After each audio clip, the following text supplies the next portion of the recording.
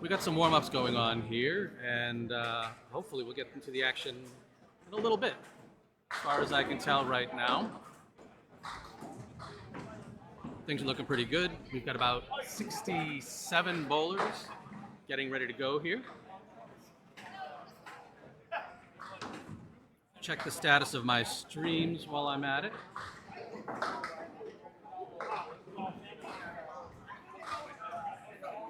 And that looks like me there. So, let me see if I can pop out my chat for this while I get this going. The trick is to try to watch this in as many places as I can.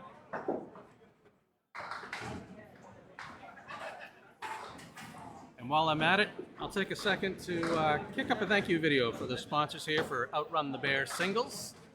This is the singles scratch tournament, and I will cover 4 strings.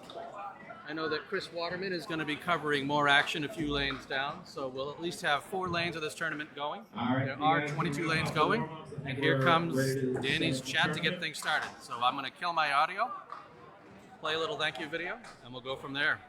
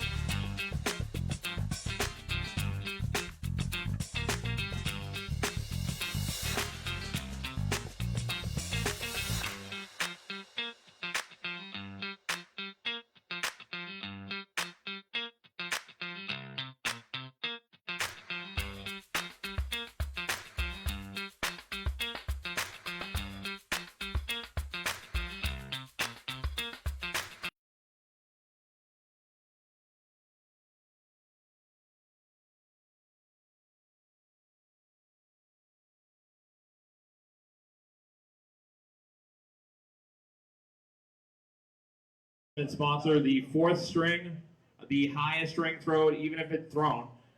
Even if it's part of that high single, we'll get $50, and that's thank you to Chris Waterman for sponsoring the 4th string high single. And then we also want to give thanks to Chris Waterman and Mike Camperado for streaming the event, so we appreciate that. And then I'm sure a lot of it will end up on Candlepin Bowling TikTok, so make sure you follow them when Kerry comes in. If nobody has any questions, next ball is live. Good luck, everybody. We are knocking out, this is the bad news now, 20 bowlers this round. So I don't know if everybody was able to hear the announcement clear, but the cut for this round is 20. So I'm going to try to bring in something I tried to do last time on this stream and was unsuccessful. My little stat tracker. So my hope is throughout the whole tournament that I will be able to tell you just how many folks are going to cut. And I have to edit this here. Hang on one second. Cut is at 20. I'll try to keep this going. I tried to do this last time. And Justin starts off on the head pin with a split, so probably not the perfect way. Nick tickles everything but the 4 pins. So we are live. I'm watching straight ahead here with Justin Scally, working on his 7 drop, just short of getting over. Is it gonna go anyways? No. Everything up to 2. Nick with a pretty good duck. He's right on it. So good start for Nick. Justin, unfortunately, he's off his mark, but he trips the 2-pin forward and into the gutter. He's going to have to clear the lane, clear the deadwood. So we're off and we're going. There are 67 bowlers alive. Again, 20 people, the 20 lowest scores will get cut out of this tournament. What's that? I do Twitch, but I also have Candlepin Corner on Facebook. Yep.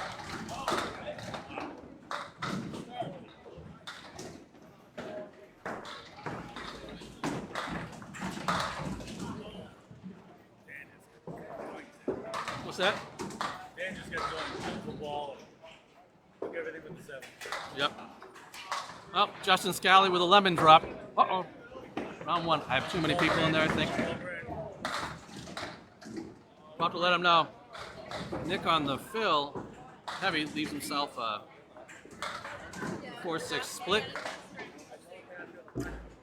Hopefully my spreadsheet cleans itself up.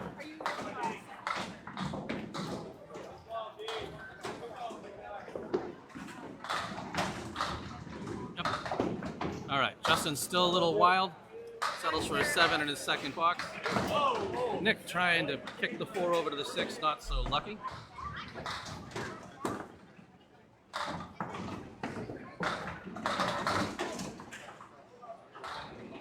Looking for the 10, a little short, so 27 through 2 for Nick, while Justin's setting up there with 17. Put my stat ticker up because it won't matter until the end of the round anyways. Good comeback for Justin as he trips everything but the 7 pin. No wood to help him out.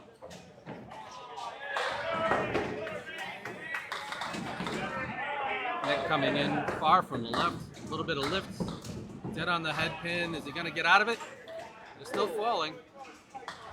Not sure if that really got better or worse for him. Justin gets over there, just happens to nick the 7 pin, but that's enough to pick up the spare. Some good wood here for Nick. We'll see if he can get a kick across to the 10. Nope, hit the 4 a little high on the cap. Kind of drove that back a little more than he wanted to. Scally doesn't want to wait. He's going for the fill. His hook's a little slow coming up as he punches in on the 3. Nick cleans up the 10. 3 is his fill for Justin as he takes out the 3, 5, 9.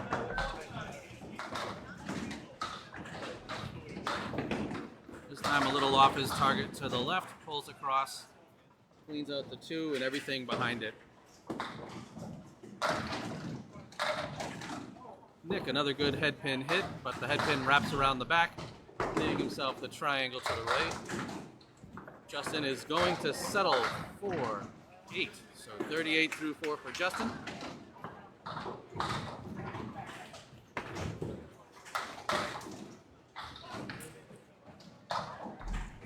And Nick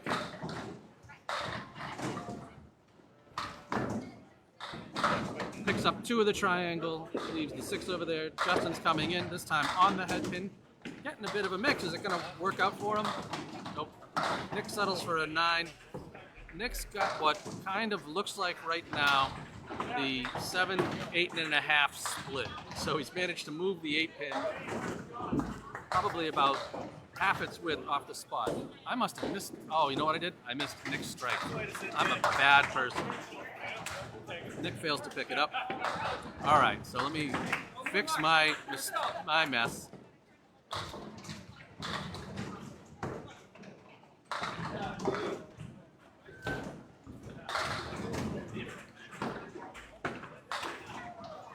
As Phil punches out a single, Justin settles for the 9. I'm going to move to bowler 2.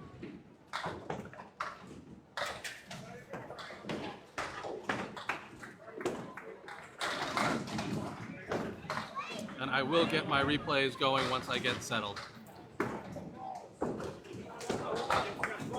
Chris Parkinson's first ball is on.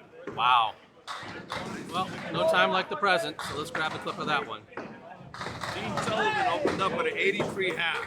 Nice. There's going to be some big ones today. Phil Clough comes back, starts out the second one with a strike. Chris Parkinson looking for the double. A little to the left of where he wanted to be. I missed Phil's strike. Still trying to get up to speed here.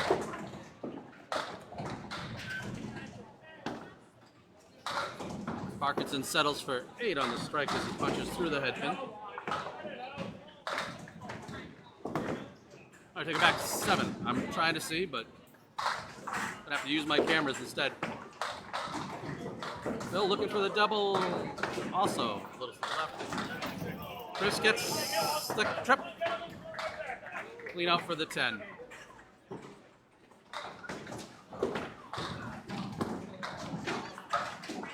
Phil trips out. The 3. Yep. What's that? Just the line is just up straight by the spin. Nice. Looks like Phil's going to settle for the 8 box. Parkinson's heavy on the head pin. Leaves the wing to the right and the spread eagle to the left. Kind of a strange mix there. We'll see how that goes. Phil a little off the head pin. Leaves the 1, 3, 7, 10. Chris unfortunately doesn't pick up anything on his second ball. Phil a little off the head pin, takes out the 3, 10. Oh! Chris unfortunately double bunny hole. So frustrating after starting up with a strike. He's settling for 32 through 3. Phil's unable to pick up either of the 2, so he's at 41 through 4. Chris off the head pin, leaving the 1, 3, 6 for a spare. Phil right back on the head pin, good and heavy, but not enough to get the 8 pin to fall. Chris follows it up with a nice clean spare. Yeah. I see it. I see him come up short. Excuse me.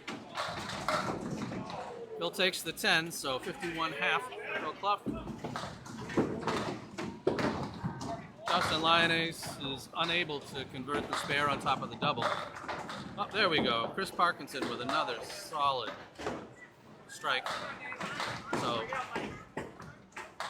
ends up bookending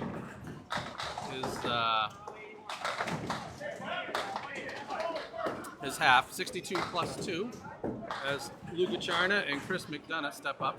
We'll cut over to them.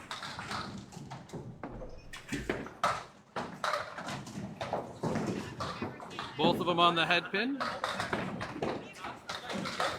Lou sets up a pretty good pace as he picks up the spare right out of the gates.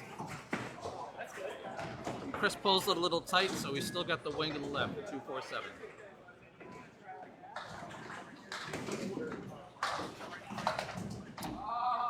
Just off my stream over there, Justin Lyonnaise has an 81 half.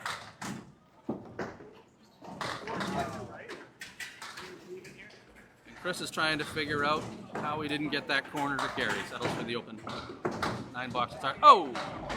Blew right through the middle.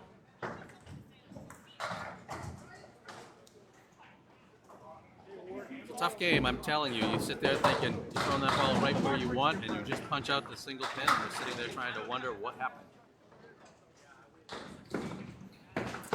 Lou settles for the 9. Chris's first ball to the left of the head pin, leaving himself the 4 horse to the right. The nice thing about this is because I'm above, I can actually see around bodies and everything like that. Trying to see. Yeah. Lou's back on the head pin again. Now he's got to clean up the half Worcester on the left. So he's got the 2-8 and a straight punch to get it through. Oh!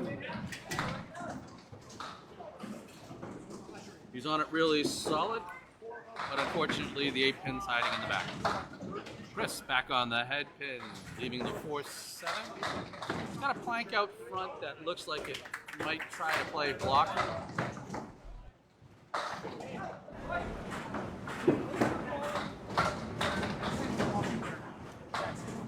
We'll see how this goes. Comes up to the high side, probably the right to call, and you get the spare to show for it.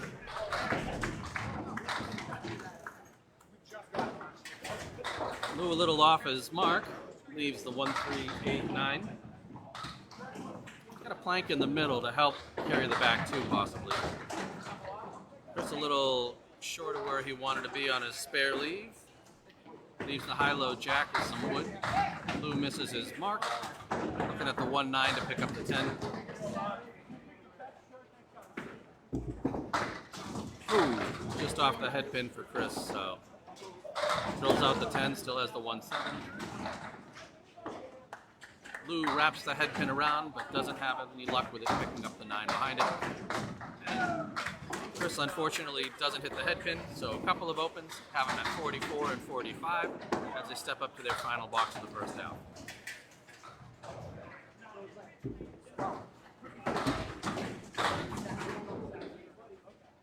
Lou, once again, on the head pin,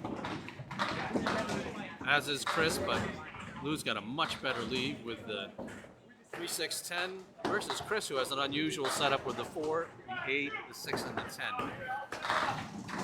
Oh. Lou hits it high and wraps the 6 around the 10. Chris, I think he was trying to hit the cap of that wood and threw it right through the bunny hole. That one is no good for Lou as it comes out of the gutter. He'll settle for 53.5. And Chris with a raw break. So as it stands right now, there's everybody's halves. We had originally planned for the possibility of 4 bowlers on a lane. But up comes Nick and Justin. Up come Nick and Justin to finish up their second halves. Ouch. Thanks, Ryan, for popping by. It's definitely going to be a heck of a long day of bowling here. I believe it's going to go 11 rounds to determine the winner. Justin trying to clean up what is almost a spread eagle. It looks good. Is they going to push it forward? Oh, everything but the 3. Hell of a ride.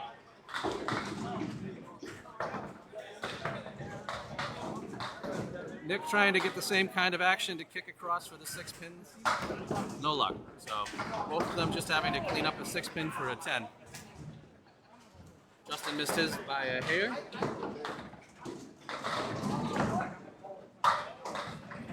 Nick dead on.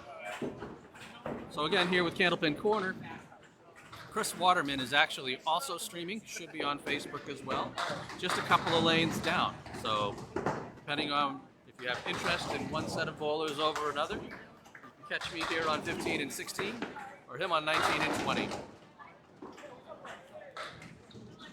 Justin a little off the head pin, Nick a little on it.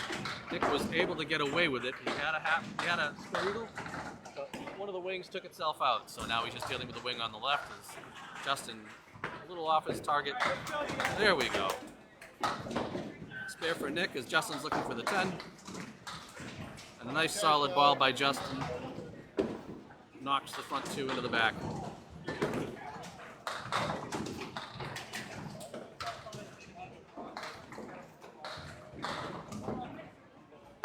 Hey Anthony, thanks for popping by. All right, Nick, a little off his mark, is going to settle for the back 6, leaving the 4 horse to the right.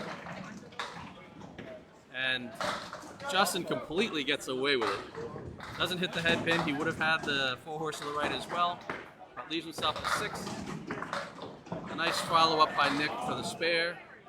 Justin, I believe, has a piece of dead wood. It's hiding right in the light line.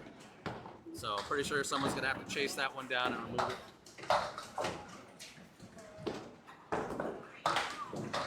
We have runners.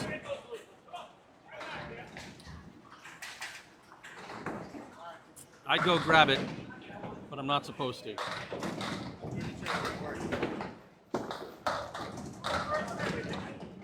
So a slight delay here as we are sending someone down the lane. Also, for what it's worth, I will replay the last strike so we don't have to sit here and embarrass poor Brian as he's trying to pick things up. See Parkinson's absolute crushing strike.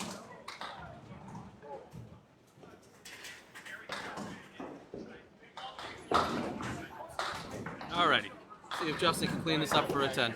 Actually, I'll take that back. For the spare, that's right. Missed the head pin. Still got a heck of a lead. And there it is. It was worth the wait.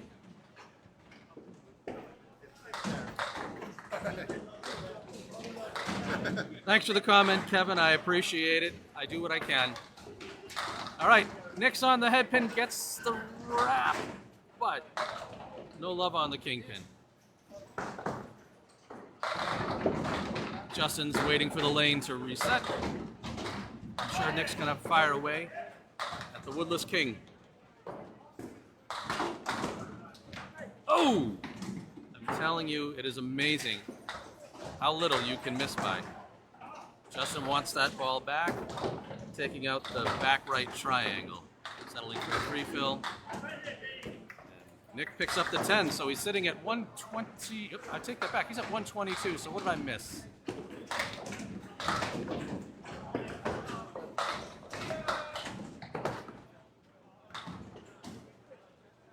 $18.39. Oh, I see what I did.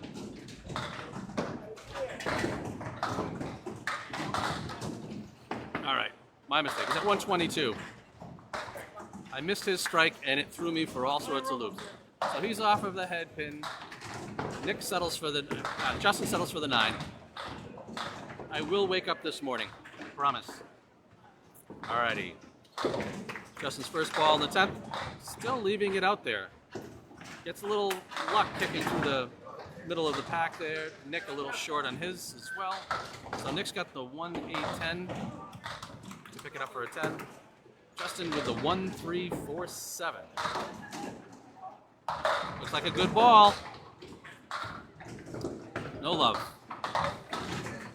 Nice out as Nick picks up the 10 for a 132. A really solid opening string in the Outrun the Bear tournament, where Justin looks like he's going to just get absolutely screwed by the corner wood.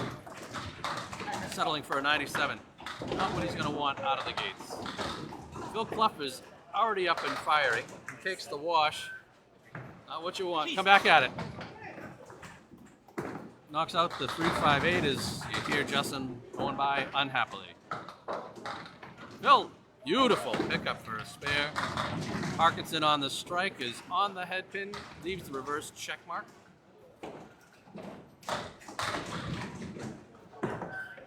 Phil Clough will be working on a spare.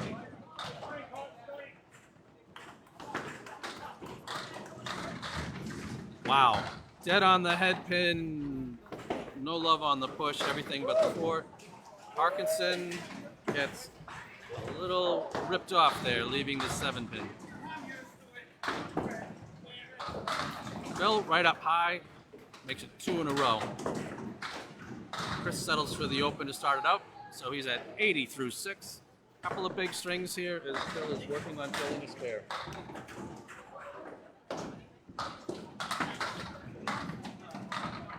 Phil, once again, spot on.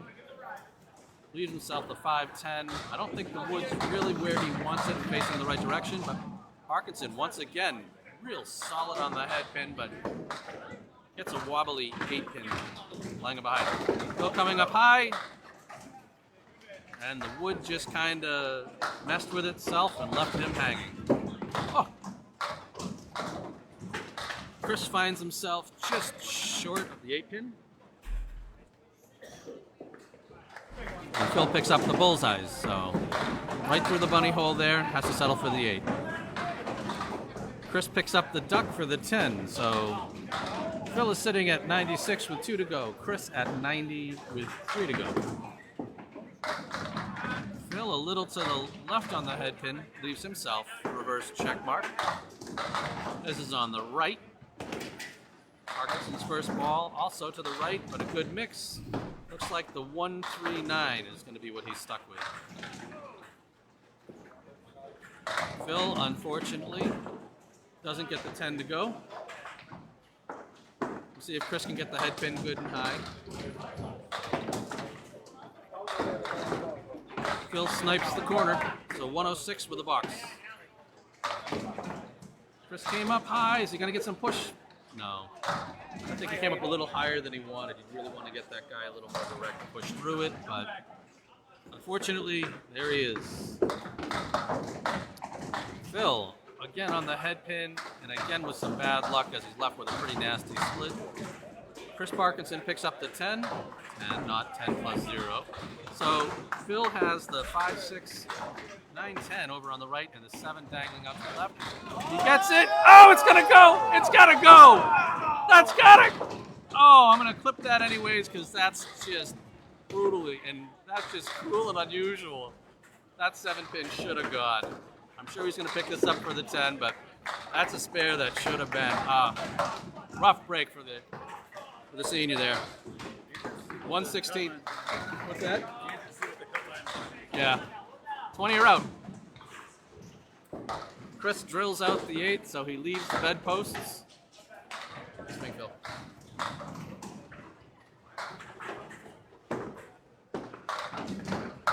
Settles for a 9, so he's got 1 to go.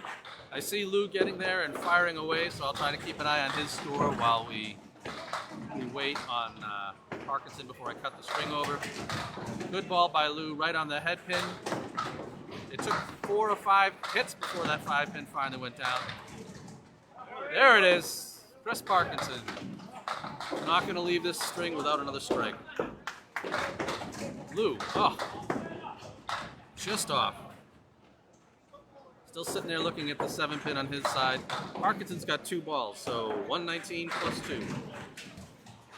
Which, while you might think that means 121, you should be able to throw more than 1 pin with each ball.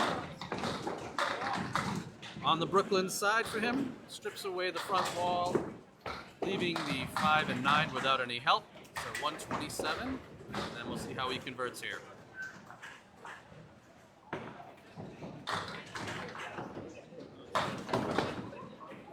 Lou up on the head pin. Chris settles for 1. So 128 for Chris Parkinson.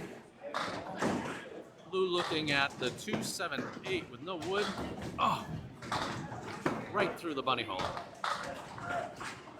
You know, the hope probably was to kick off the 2 into the 7 and then hopefully get some action off the wall to pick up the 8 pin, but you know, you try to hit that, not where he wants to be. Zap. Over there on lane 14, Justin Lyon is 146, so that 81 half continued with a 65 second half. Chris. Josh Daly opened up with a 153 game. And Josh That's a Daly. high game so far. Chris McDonough, everything but the head pin. Josh Daly so far sitting on a 153 for the first game. Lou's off his mark, everything but the 1-9. Chris fails to convert the head pin for the spare.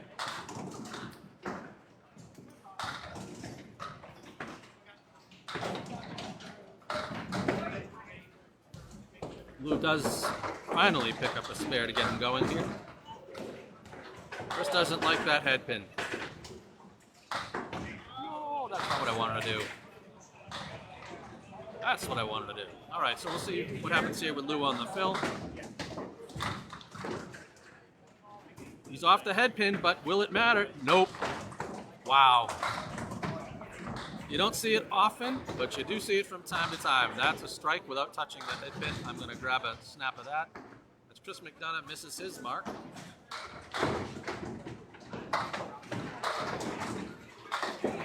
Nice swing, Chris.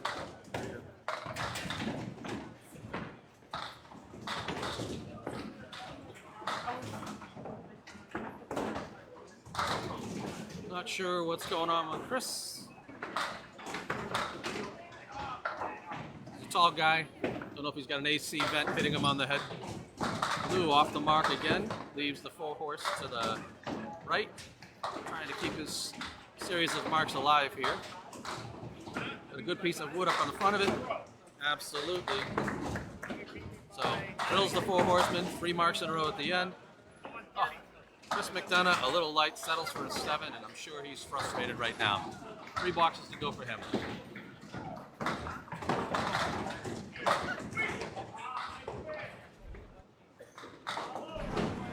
Alrighty, Lou filling that spare with a bunch.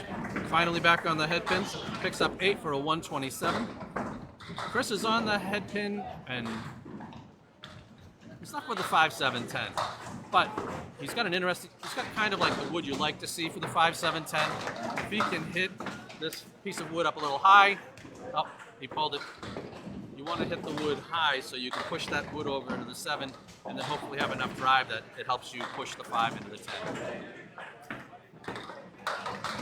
I think you're still a little solid on it. Has to settle for a 9. So Chris is struggling at 77 with 2 to go. Nice string loop.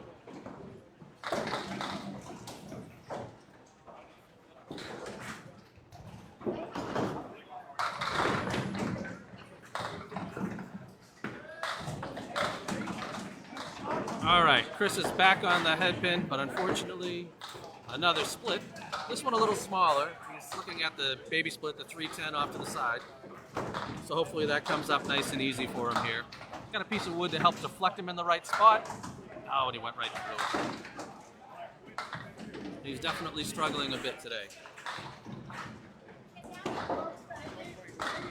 See if he can pick up the 10.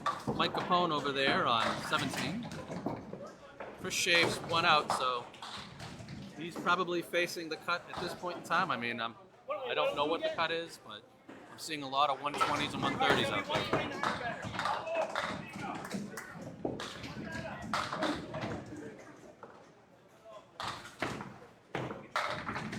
There we go. Nice solid head pin hit. Everything but the 6. No close wood to help him, so see if he can pick up the single pin to get him back over 100.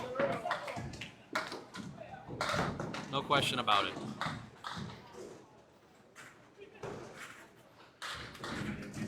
Alrighty, so Chris looking for the fill.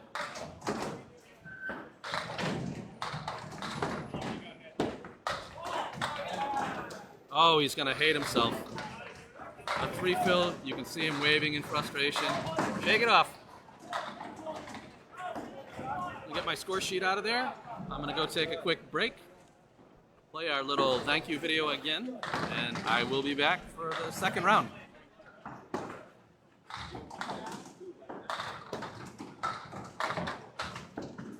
I lied. Steve Reno Sr. just popped by to tell me that Matt Nichols opened up with a 172. So the big strings continue out there. Again, now this time, I'll be back.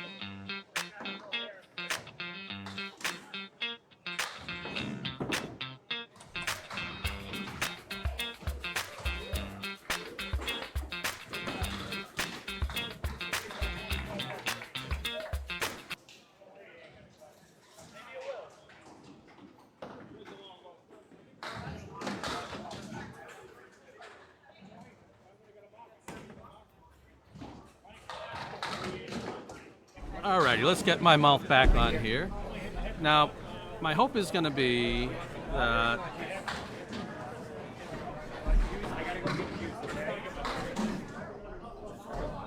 I can pull in stats from the real spreadsheet, the lifetime spreadsheet for Candlepin Chat. Sorry, not for Candlepin Chat, but for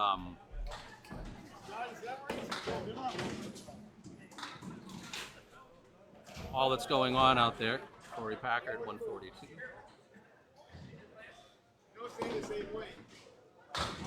Jason Gauthier Jr., 133. Dean Sullivan, 133. Norcross. Twos. You know what I can do?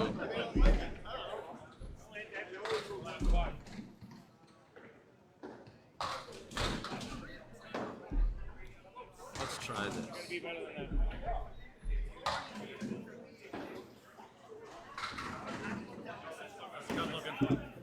I can't tell just yet, but I'm working on it. We got John Ahern over here talking to me as we are trying to figure out where the cut stands. I'm in the cut in the first one. How old are you now? 75? You said 20?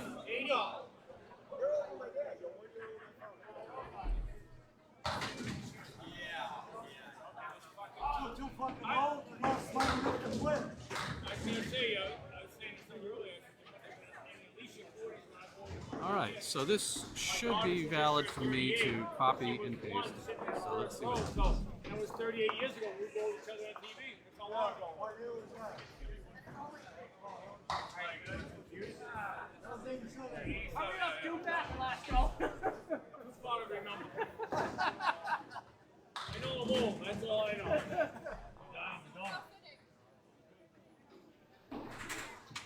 So right now, the cut looks like it's at least 114, but I don't have all of this. I don't have all of the data in.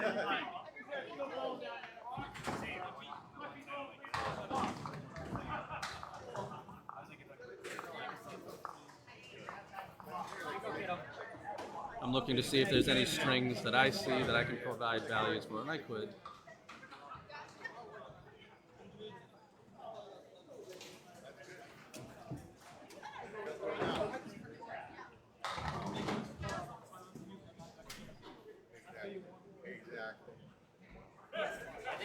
So I'm just waiting for them to refresh their stats.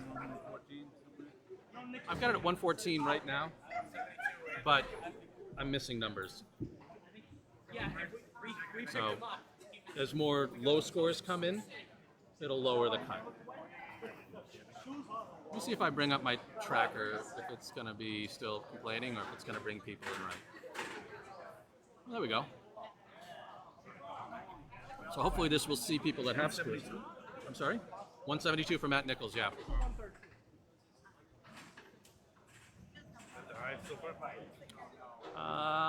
That is a good question. I think that's the highest that we have, yeah.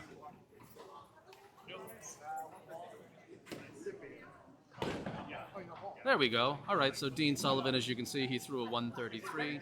I'm going to try to track if a player is in or out so I can manage stuff that way as well. Looks like most strings are in.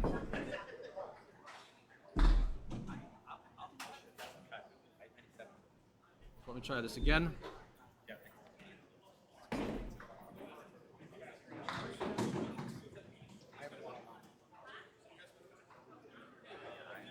Let's see if I can get this. So Darcy, Kevin, and Aaron are the only three that I don't have yet.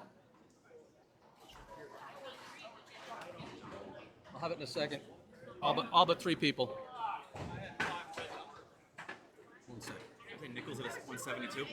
Yeah, triple second. Oh, we got a triple. All right, so everybody.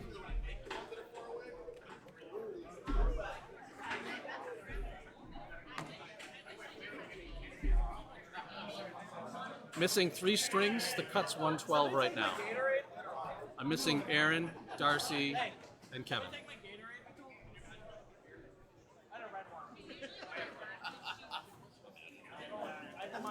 So as it stands right now, I have 64 of 67 strings in. I don't have Darcy Welch. I don't have Kevin Caples. I don't have Aaron St. Cyr. So at this point in time, bowlers that know that they're cut, the bottom 20 bowlers, To get cut advance out. the next round without using a buyback, you must have bowled a 109 or better. 109. 109 or better. The buyback is $20. If you So- want to come see me. If you are $20. not buying back, please let me know so we can take you off the roster. Darcy, Kevin, and Aaron. I don't have their scores yet. Hopefully, I will get them. I'll introduce them in there, and I get to scramble to try to figure out who the next bowlers are coming up in front of me.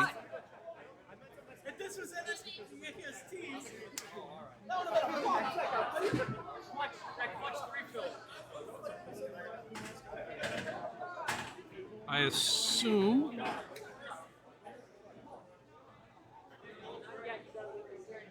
that Nick, Phil, and Lou are all going to be around. I know Justin Lyonnaise. I don't know who the other two. Who else was bowling with Justin? Who are the other two bowlers on his set? Do we know? I'll take a look. I'll find it. I think I have it.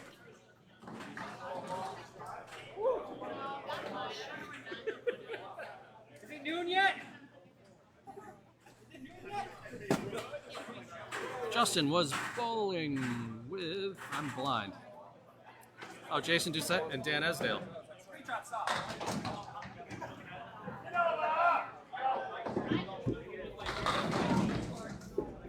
All right, so it looked like we're getting everybody to move down and start throwing. So I'm going to bring up my score sheet. And hopefully I am right with who's bowling where. We'll see about it, because obviously bowlers shuffle around and collapse down here to the right as the game goes. Oh no! Let me reload my titles.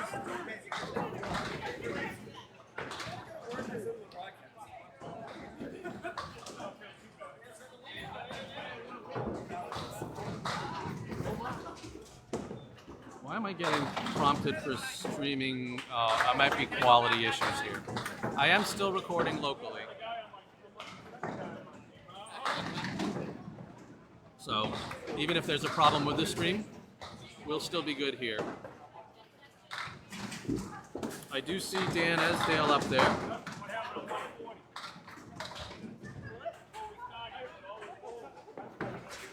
Look at my data sources. Data sources look clean. And Nick is off to the races. So we have a head pin and a split. We do have Dan Esdale up there.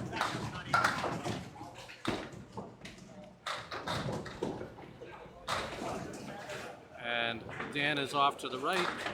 Nick doesn't have a split to start it up, fell over, but he starts out with a spare. That is correct.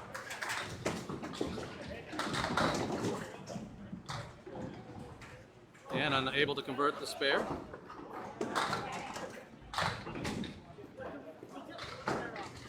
All right, let's get my stuff together today.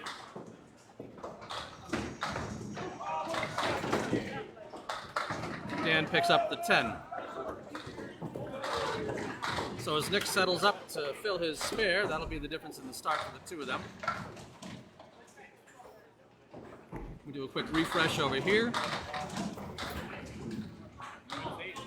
Nick on the head pin, wraps it around, and leaves himself the 5-8. Good wood setup. Dan's on the head pin, leaves himself the rear triangle to the right, so the 4-9, 6-9-10, sorry. Nick looks like he's going to be straight on it, so a quick 2 in a row. Good start for Nick. Dan punches it, but does get it to carry. Forgive me if I'm not seeing your chat on Candlepin chat. I will try to get there. Thanks, Danica. Hopefully Nico will catch your support. Nick leaves the 7-10 split. He's got 3 pieces of wood. Looks like 2 that could split either way for him. Dan fills his spare with a 7, leaving the 1-2-7. Yep, Nick gave it the run the way that you'd expect, but no love. Dan, right back at it. 2 in a row. I'll put that one for him. Nick, unfortunately, doesn't pick up the 7, settles for a 9.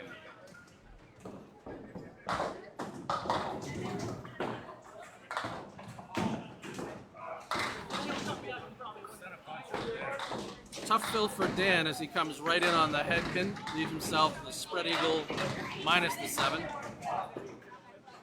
Nick continues to be dead on the head pin, leaves himself the diamond on the left. He's got a piece of wood behind the 4 that probably shouldn't make a difference one way or the other. Dan picks up the right wing, leaves just the 2-4 to clean up. Nick, I would imagine, wants that ball back. Looked like he dropped it outside and just took out the 4. What's going on, Jason? How are you? Jason Doucette coming up to say hello.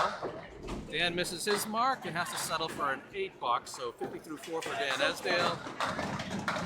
Nick, great ball, right on the outside of the 2 pin to carry the sideways triangle, sitting at 52. The first couple of rounds, I believe all bowlers are allowed to buy back.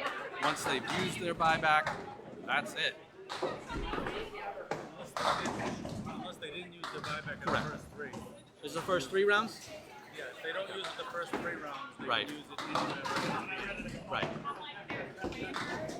Nick with a tough split, leaving the 4, 7, 9, 10. He's got some interesting wood there. Should allow him to try to push over to the 10. We'll see what happens.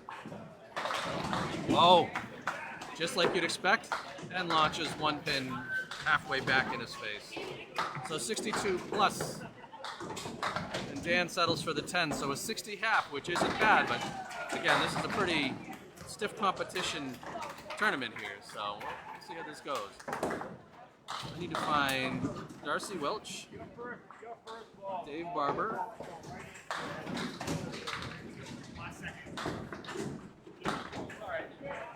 I'm feeling blind. Aaron St. Cyr had a 120. I got enough sugar already. Alright, thank you. Phil Clough still struggling and getting dangled with splits as he's looking at the 5-10. Justin's ball off the head pin and ending up as a split. Whoops, as I failed to capture that correct. Let's get Phil's spare save. Justin knocked. Let's look at the pin in the other lane. He did. I'm going to fix names, I promise. And a 9 out for Justin Lyonese.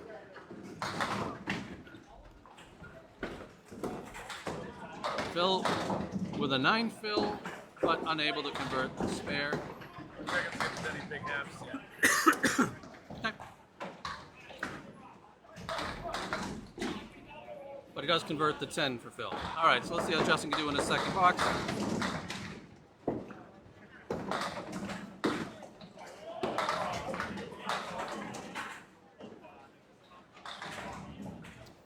Correcting something on Phil's score there. Yeah, they're going to fix that to a 9 fill. I think you have to change the 2. Justin settles for a 9. They're trying to correct the score.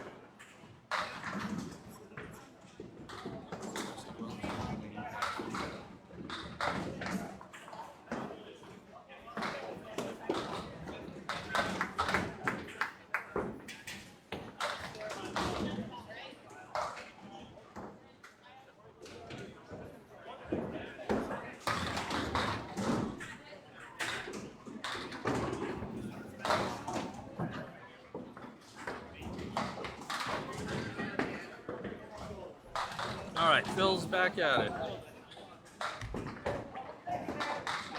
He's still. Oh, are you kidding me?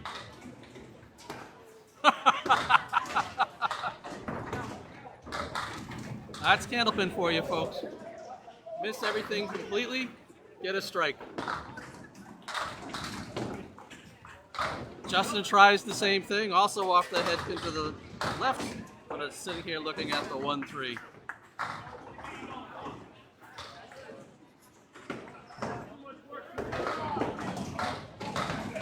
Phil this time on the head pin, back to splits. Oh, Justin gets shafted. Apparently that was a spare that I missed.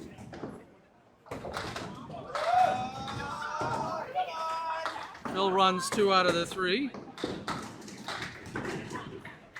Justin picks up the 10, so spare 8 followed by a 10 has him at 37 through 3. Phil Fluff settles for the 9 after the 9 fills. So 57 with 1 to go.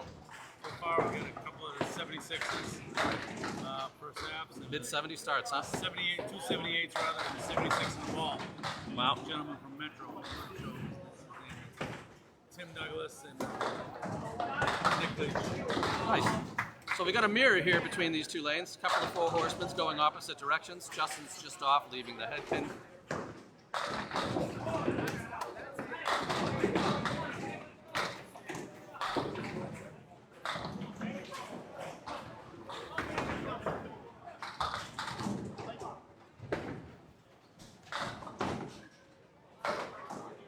Neither of them able to convert. Justin doesn't like that head pin. He's going to settle for a 46. We'll see what Phil can do with his. A nice out for Phil with a 67.5. Justin heavy on the head pin and pays the price for it, looking at the 610 to the right and the 7 with a piece of slanted wood over to the left. I don't think it's going to help him, but we'll see what he does with it.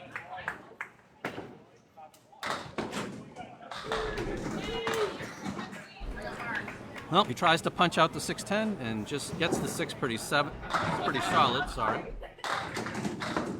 Lou starts right off. Justin settles for a 9. I'm going to cut over to the third bowler as Lou starts off with everything but the 10. Jason Doucette will be stepping up on 15 as Lou's looking for the spare with a collection of wood over there. Right on it. So a good start for Lou, just what he needs. See when Jason throws.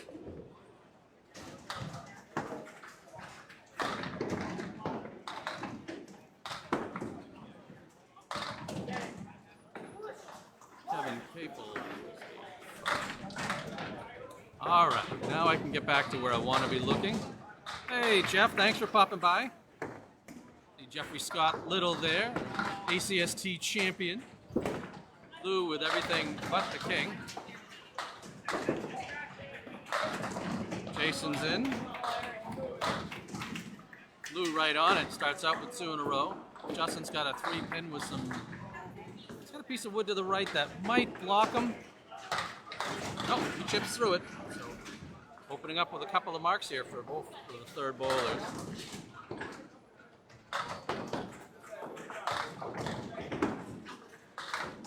Oh, Lou's gonna want that one back. Comes up with a smile. So unfortunately for him, that's an 11.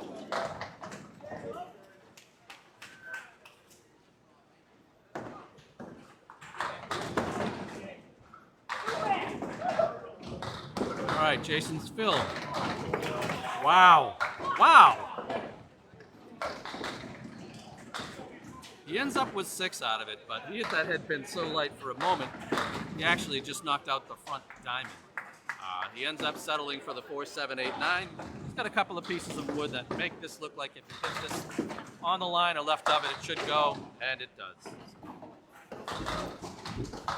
Wood set it up, he took it down. Lou, good ball, but just short of driving back into the 9 pin, has to settle for the 9. So Lou at 39 through 3, Jason at 26 plus through 2.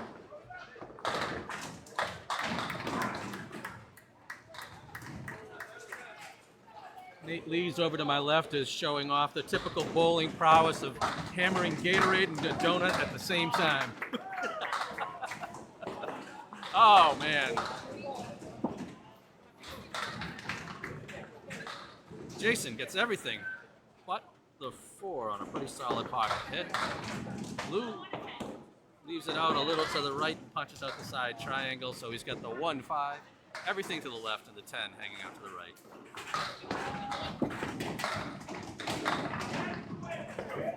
Jason makes it a nice and easy 3 in a row to start off his string. Oh, Lou, unfortunately, bunny holes.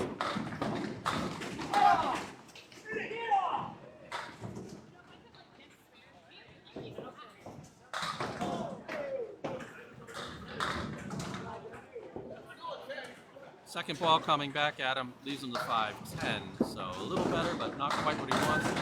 Another solid head pin ball. I miss you one?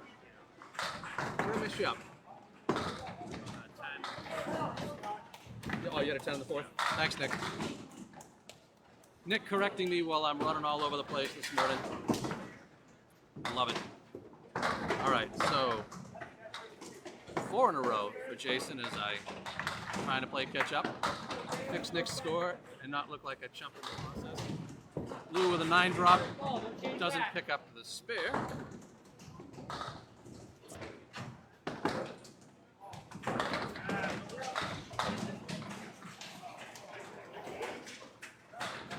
Has to settle for the 9 bar. So a 56 half to Lou. And Jason is putting his streak of spares in trouble as he punches out the half Worcester to the left. So he's finally off his mark for the first time, and we'll see how that goes. Gives it a hell of a run. He's right where he wanted to put it. Hits the head pin, shakes it around, but still looking at the 610.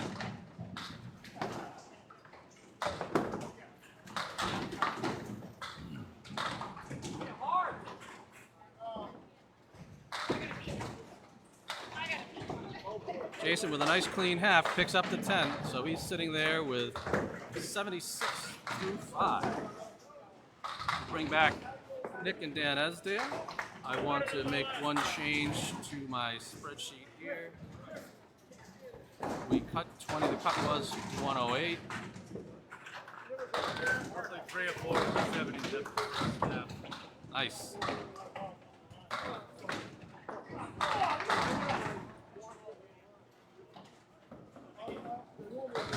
All right, so Nick continues to power his way through it. I turn away for a second, and there goes another strike. Fills the spare with a strike, 85 through 6. Dan's on the head pin, but he gets the wrap, so he's got the diamond plus the corner. Looking for 2!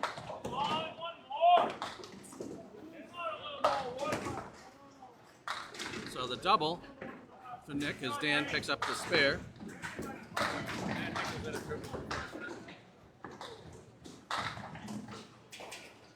There was Matt Nichols. Matt Nichols. Yeah. Nick looking for 3. He wanted it. Came up a little shy. Settles for 5. Dan right on the head pin, strips the wall, and unfortunately for him, the 5-pin falls forward, trips over some wood and gets out of the way. Nick with a pretty spare. So 130 plus. Dan picks up the 10. So he's sitting there at 88. Oh, I take it back. He picked up the spare on a 10. Nick's on the head pin heavy. Gonna look at the 6-7. Now he does have a piece of wood planking in front of the 6 and behind it. But I don't know that's going to give him much help trying to kick over to where he wants to go. Dan's a little off the head pin. He gives it the run. Not there. So Dan a little off the head pin has the 1, 2, 4, 9. Nick's got the 7 to go. No worries.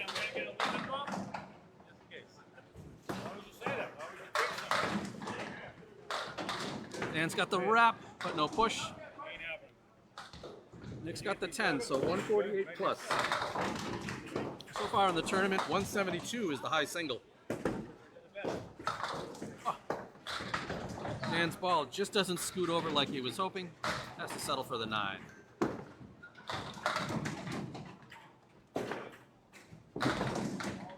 Nick's on the head pin, really thin. When the dust settles, he's looking at, well, he's looking at possibly a strike because it's not done. I'm going to take the split away because they continued to fall around and it knocked out the 7 and the 9, so now he's just got a 3-pin. Dan a little off his mark to the left. Oh, Nick misses a single pin. So Dan looks like he is, it doesn't look like the head pin, but he's looking at the 1-3-7. Gets the 1 and the 3, but a little too thin. And Nick just off 157.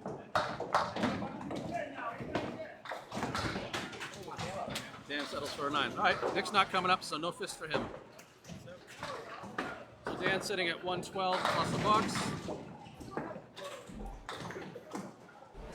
Phil Clough wastes no time getting right back at it. On the head pin, everything but the 4-7.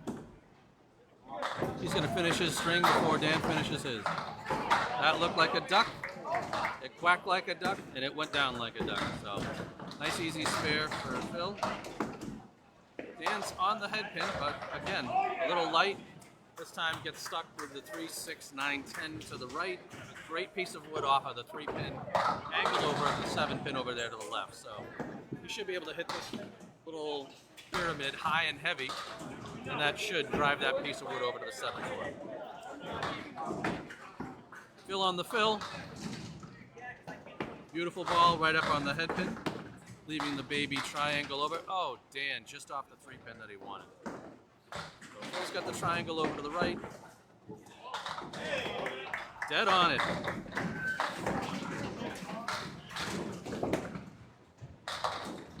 Dan looks like he is gonna settle for a 9 and a 121. So a solid string by Dan, but I'm sure he wanted more. Switch over to the second bowlers as Phil is filling. Bluffs on everything. Leaves everything but the king.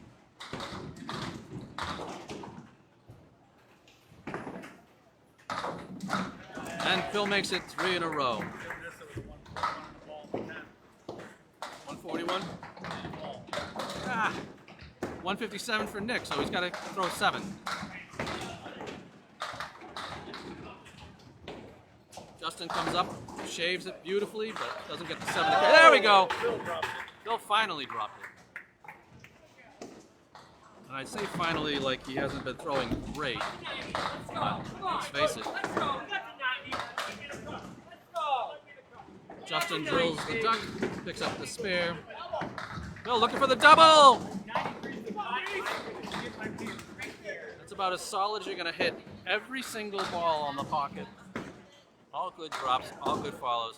Justin this time on the other side of the head pin. Another solid drop. Phil, not done yet with a spare. So 153 plus for Phil. Justin's off his mark. He does take the 9 Phil, but doesn't pick up the spare.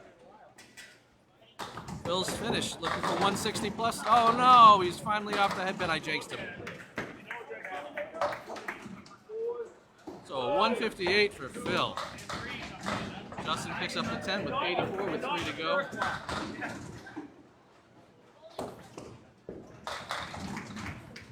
You know, Nick, you had a good string. You get to go home and watch it in HD. I know, huh? Justin, this time, dead on the head pin and pays the price for it. So he's looking at the 6, 7, 10. So the 6 and the 10 with a piece of wood between them. 7 with a plank in front of it. I don't know that it's friendly for him. We'll see what happens. Drill it. Oh, wow. He drilled it hard and the wood just kind of wrapped off the side wood, so now he's down to 7, 10. Lou looking at the 4 horse to the left. Justin settles for 9. Lou punches the head pin and the 4 pin out, leaving the 2-7.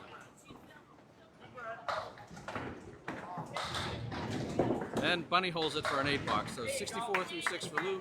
Justin's at 93 with 2 to go. Lemon drop to the left. Hope Paul Grant's watching at home, or on the road for that matter.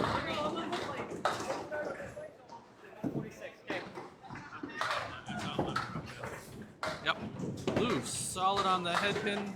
Oh no, he follows up the lemon drop with a punch out of the 2. 2-4-6 for Lou with no help.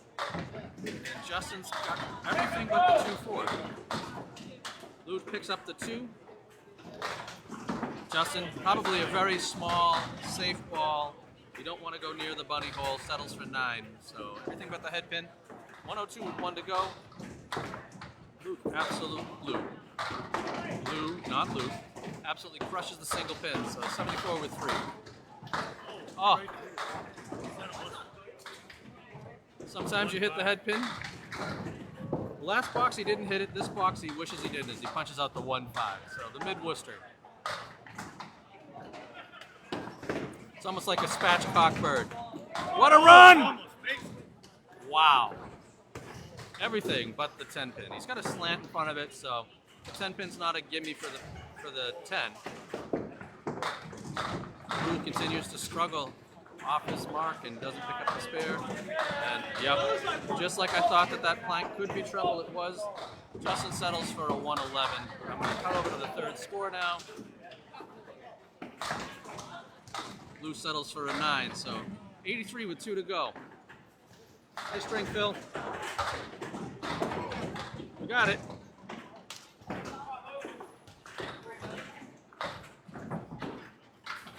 Phil's great. Hey, Justin, Duncan, thanks for popping by.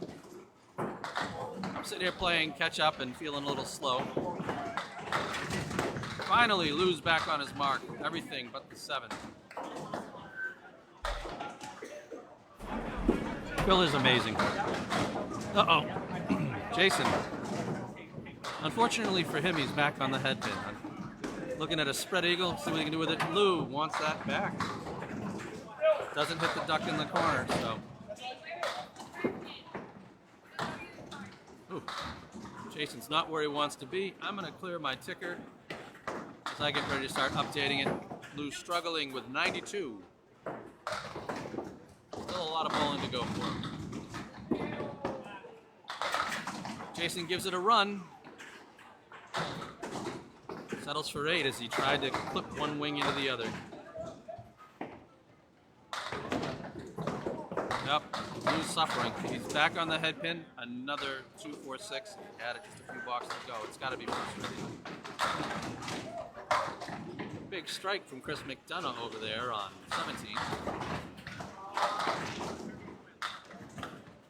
Lou! It's wiggling. He'd given up on it. Almost went.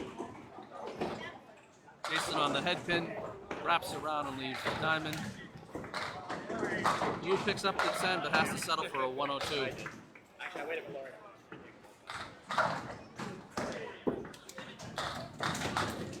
Jason's just off his mark, has to settle for the 2.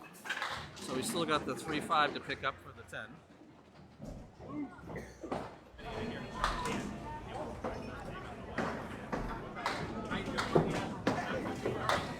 Oh! He chips out the 3, leaving the 5.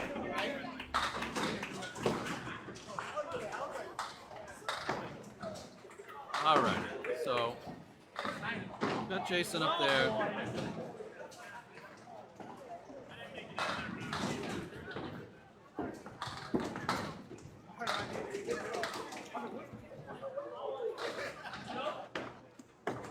Jason once again on the head pin, once again with his split as he wraps around. This time he's got the diamond, but also has the 7 trailing off to the right.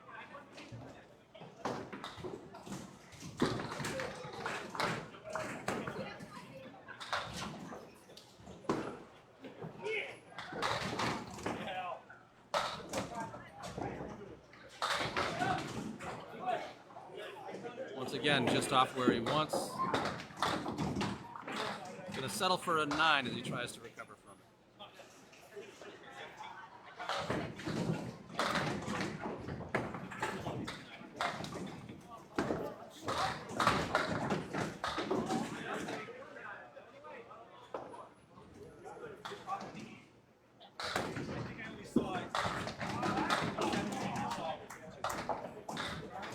Forgive me as I'm trying to fix some stuff behind the scenes. Jason off the head pin, so he's looking at the 4 horse to the left.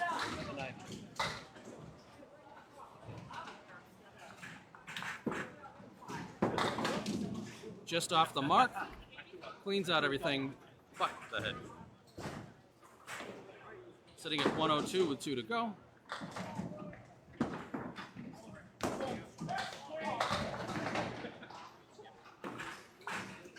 And leaves it there, so 111. We'd love a mark right here. There is some bowling still going on. I see Mike Capone cleaning up the spare for a nice 148 over there. Jason's showing off, showing that he can throw a ball way off target, but still get a pretty good, pretty good result. So, not ideal with the 1-8-10. He's got some great wood behind it, so this could go. He's off his mark, unfortunately. So, 119, possibly 121 if you can pick up these last two.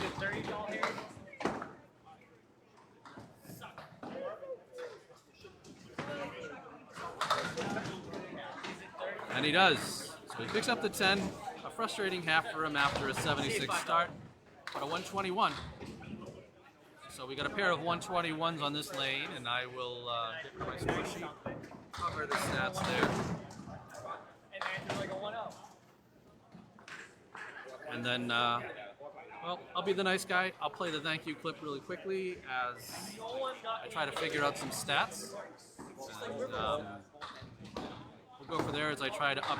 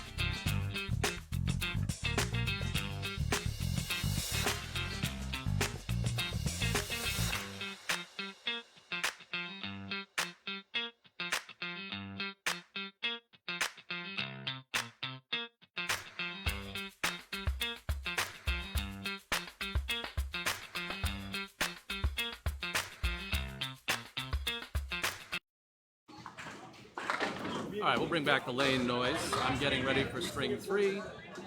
We will find out. I don't know how many people they're cutting. I didn't hear it at the beginning of it, which is, you know, typical luck for me. So far, it looks like Phil Clough's 158 has actually been one-upped. Corey Packard with a 166. It seems like he's got the high for the second string.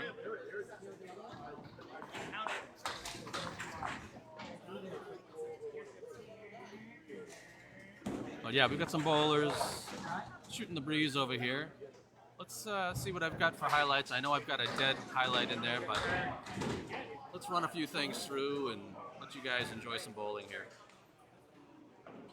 A late slide kick for Chris.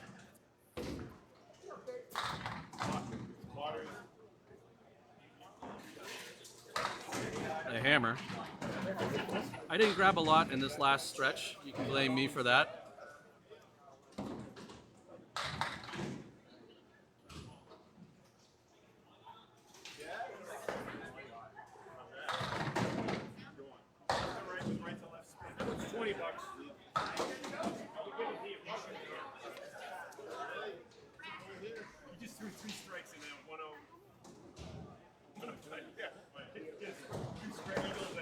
Just doing some cleanup. Got his scores over here, but I don't have everybody, so.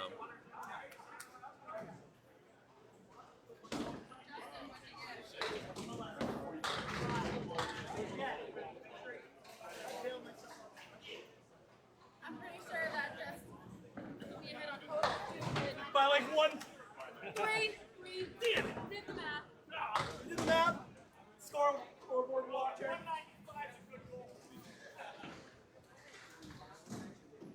So the way that I see string 2 looking right now for the bowlers, I don't know what the cut number is. I didn't hear what he said. I don't know if he said 20. Yeah, 20. Just 20? Yeah, 20 again. Sweet. That's easy to fix. 17 right now. It looks like it's 117 right now, but I've got a whole bunch of strings that still haven't come in. Yo. 109. It was 109, but Yeah. 108 was the first. I tracked the first one that's cut. So 117 is cut. 117 is cut.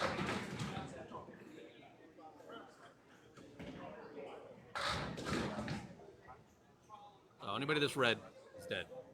They had to buy back. They would have to buy back. Does that factor in ties? It does. All right. So who There's had? there's a few 117s on there. Yep. Okay, 3. There's 3. So we'll try to get this going. I will bring up my stat ticker just to see where things stand. Hopefully this refreshes itself. Itself.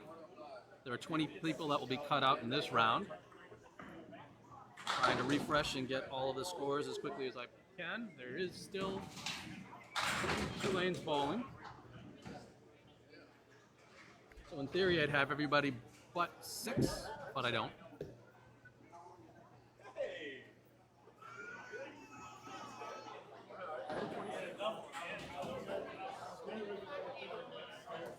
Do I see stats?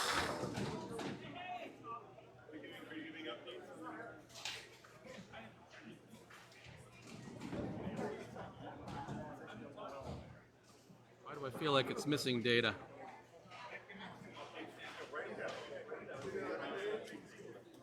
Let me check this real quickly.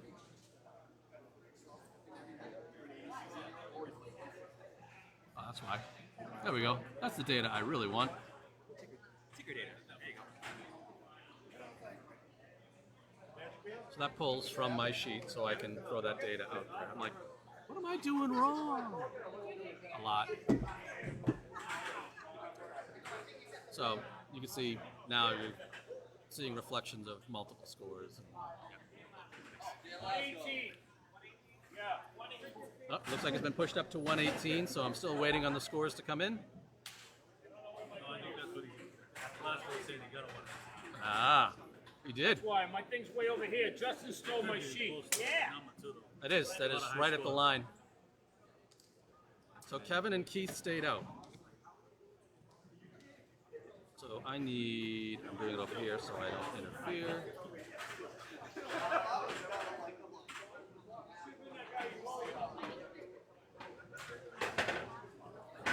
So I'm going from here all the way down. Sort. That looks good. Take string. To advance the next round without using a buyback, you must have bowled a 114 or better. That's a 114 or better. If you did not throw a 114 or better, the buyback is $25. So Keith Beaupre and Kevin Caples are out.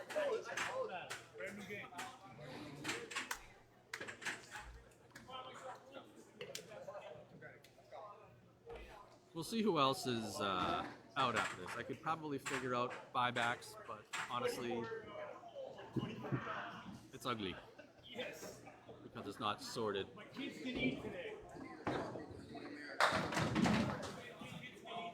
And it looks like bowlers are off to the races for round 3, so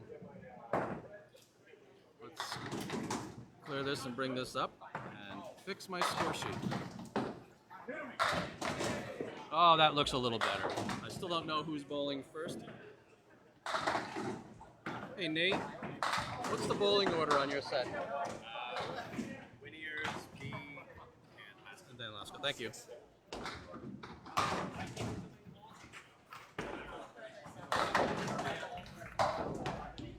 Jesus. You were going back.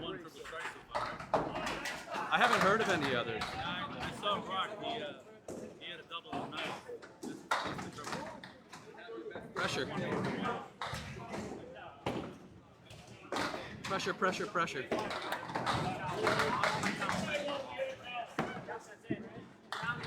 As Dan is off and would probably like to restart the string as he leaves himself a 4, looks like a 4-6-10.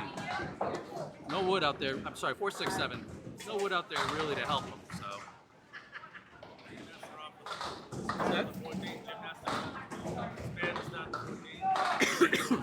Nice. Chris also dead on. He's looking at the 410. Dan pops out the 2. Still looking at the 10. Come on, Mr. Lasco. No, it's hard to see what people's scores are. Dan Lasco giving me a hard time up here. So obviously, with a couple of really tough splits for these guys to pick up, it doesn't go so well. But Dan does recover and picks up the 10. And Chris Winiar's right on the outside corner. Pair of 10s to start these guys off. So clean sheets so far. We'll see how this goes. Get out of work. I had to get work a little later, and then I just feel like I'm all the way down. Sorry it's not near you there, Chris. Alrighty. Dan back on the head pin. Leaves himself a 478, which is really convertible. Chris also on the head pin. Leaves himself a 610. No wood to help it out, but at least he's up and going. Oh! Dan tried the wood. The wood is trying Dan.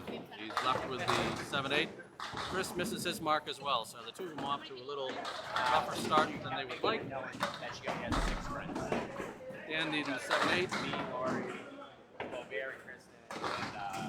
Picks up one of them. Chris just needing the 6, doesn't get it, so a pair of 9s. 19 for the two of them through 2. We got there way before Chris did. She kept making it known that she only had 4 points. Alrighty, let's see if these guys can get it on track. They're sitting there with a couple of opens. How you doing, Craig? Hall of Famer Craig Holbrook walking by saying hi. Hopefully you have to throw some big numbers out there. Dan once again on the head pin. This time, a good mix. He has 4 pieces of wood lying down to set up and line up the runway for him. There's almost, I can't imagine that this won't go in there. It looks like it's down to 3 now. Winiar is off his target. He's got 1-7. And sure enough, Dan's able to snowplow it through for the spare, get himself a mark. Let's see what happens with Chris here as he's looking at the 1-7.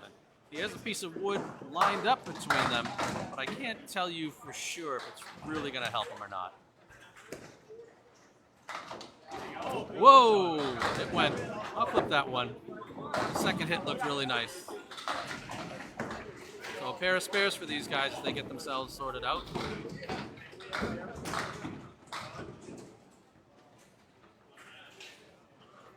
Brian Fournier going down there to take a look at a piece of wood. Esdale once again on the head pin. Another wrap, so he doesn't pick up his diamond. Winiar's also on the head pin, still mixing. Still mixing. When the dust settles, it's everything except for the 10 pin. And chips out the 6. Yep.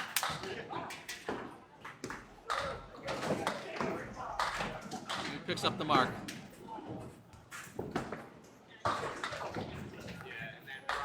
Dan with a pretty pickup for the 10 as he chips the 3 into the 5 into the 8. They can play like dominoes. It's always fun that way.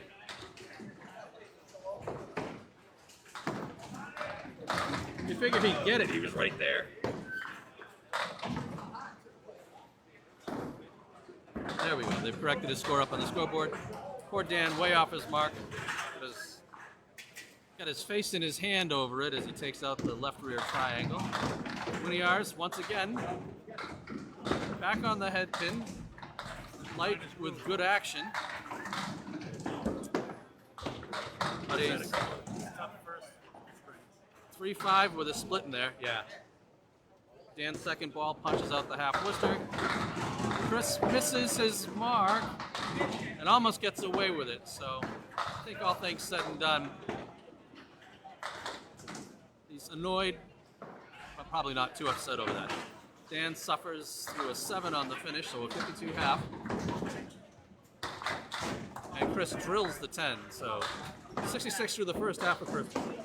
As upstate step, Nate Lees and Justin Lyonese.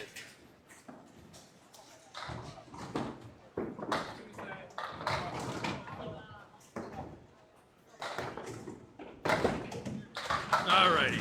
So Justin off to the left of the head pin, leaves himself the 1-3-8-9. Nate solid on the head pin. A late wrap that fails to take out what looks like to be the 4 pin. Justin cleans up his mess.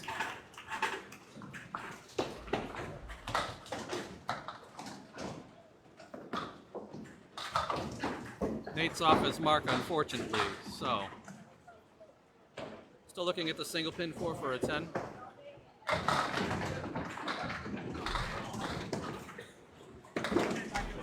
And he's on it.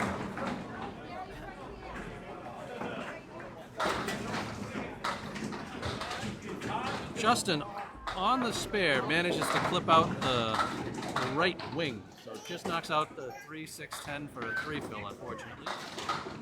Nate, a little off target there, this time to the right of the head pin. Leaves the 4 horse on the left, the 10 all the way out to the right.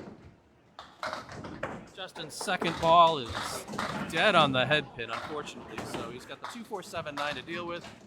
Nate up solid, but doesn't get any love to carry over there and take up the 10 for him. So a couple of opens here in the second for these guys. Justin will settle for an 8 to bring him at 21 through 2, and Nate a little tight there, so settles for the 9, and it's 19 through 2.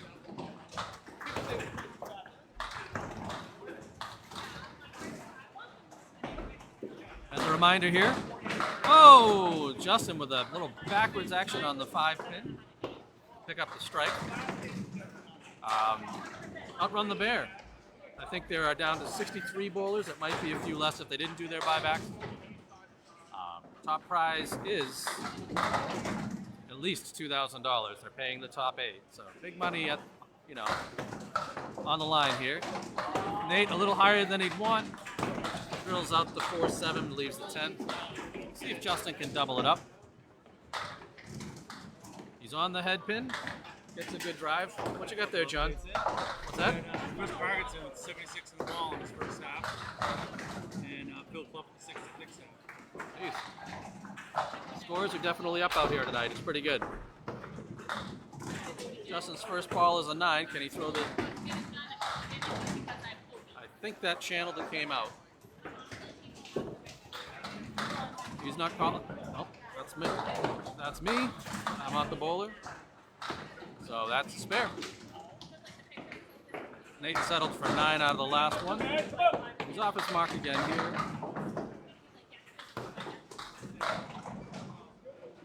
Justin's on the head pin, leaves a triangle.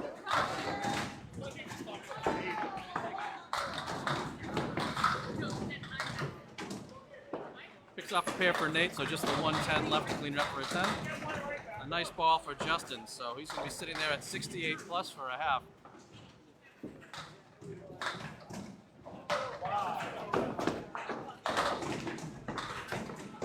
Nate misses his target and has to settle for an 8.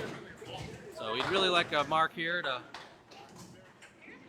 put himself in position to carry it on through the second half and stay in this thing. That's a good start. Strips away the walls, leaves himself the 5-8, so basically throw that same ball a second time and he should be good. Jason Doucette stepping up to warm up there on 16. Oh! No love for Nate as he chips out the 5, leaves the 8.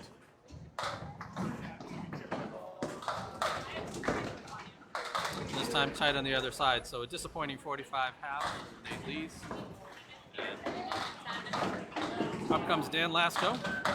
Jason's first ball, a little off to the right, punches out the half Worcester.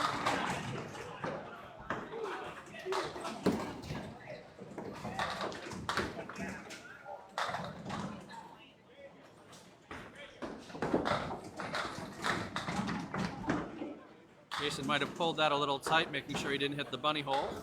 Cleans up everything except for the 1-5. He has a nice piece of wood between him though, so pretty good setup for a 10 here. Dan's first ball. Heavy on the head pin. Is it going to roll and tap? It did, but not enough to carry the 6.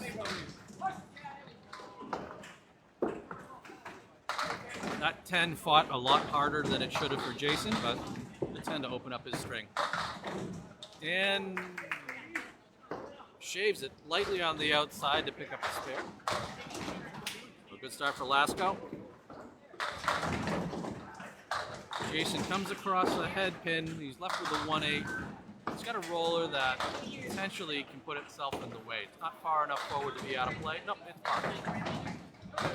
Dan on the fill. Solid on the head pin. Gets another little, he gets a friendly carry. He's looking at the 310 for a baby split. He's got a piece of wood in between. Jason gives it a ride, but unfortunately it doesn't carry the 8-pin for him. So Dan should be able to carry this just by hitting the 3-pin solid. He pulled it. Don't know if he knew it when to let it go, but I think he did.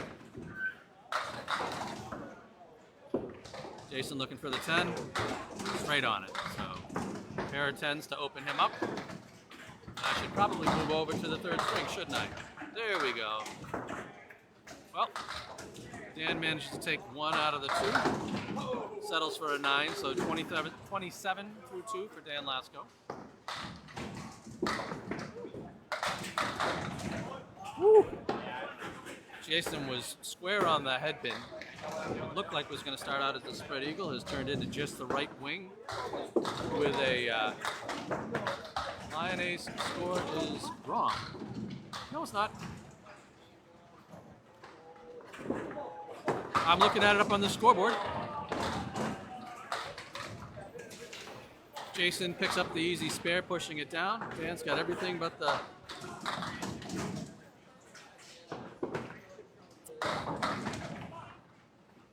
Justin didn't get a spare in the second box. That's the problem. It's on me, Justin. I just got to remove that spare. Thank you for noticing that. Part of the fun of trying to track the rounds as everything else is going on. I tend to miss some of the basic stuff.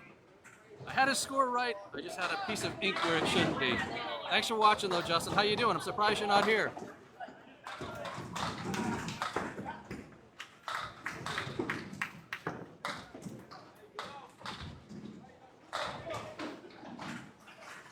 Did something not go right with the fill?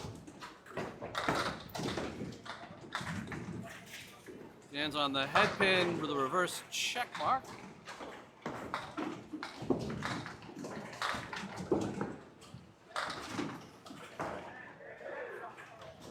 Well, 1 pin better fill than I thought for Jason. I don't know if the pin fell down, I didn't see it.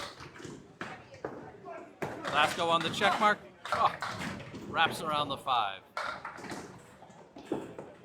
Jason's got the 1-6-10. He hits it right, but unfortunately it looks like a piece of wood that was sitting in the gutter kind of stopped it from carrying forward for him. Dan settles for a 9, so 52 through 4. And Jason cleans the plate, so 47. These guys would both like to hang a mark going into the second half. Yeah, it's me scrambling and trying to watch a bit of what's going on all at once, so I apologize for that, Justin, but thanks for keeping me honest.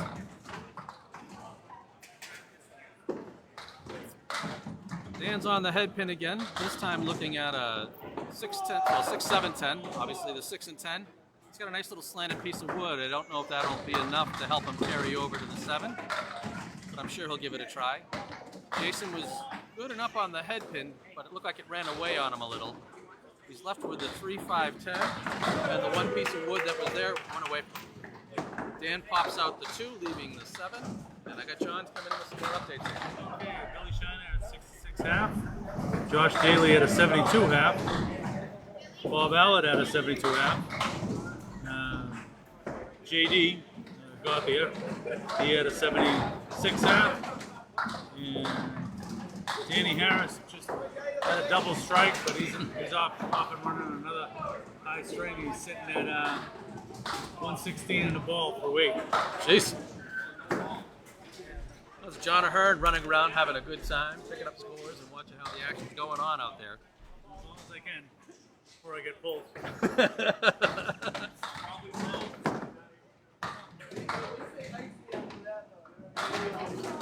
All right, so Chris is sitting at 66, Dan's sitting at 52. Let's see if they can do something here in the second half. The strings have been high, the cut has been high, so.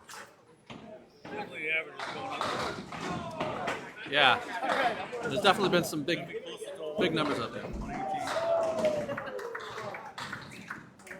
Dan's on the head pin, but gets the wrap, leaves the diamond over to the right.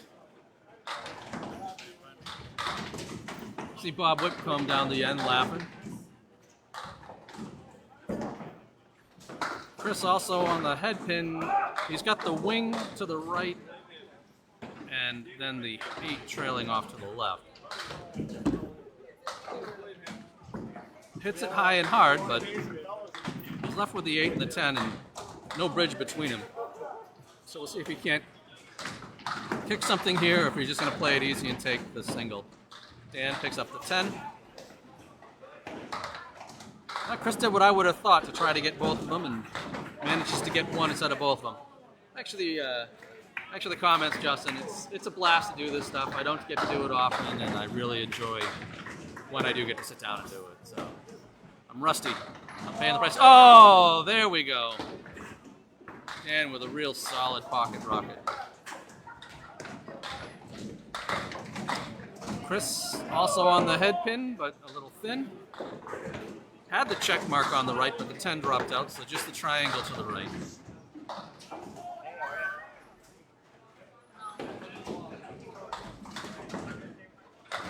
Matt Nichols was here for a second and then ran away. Dan looking for 2. Oh, he's got it.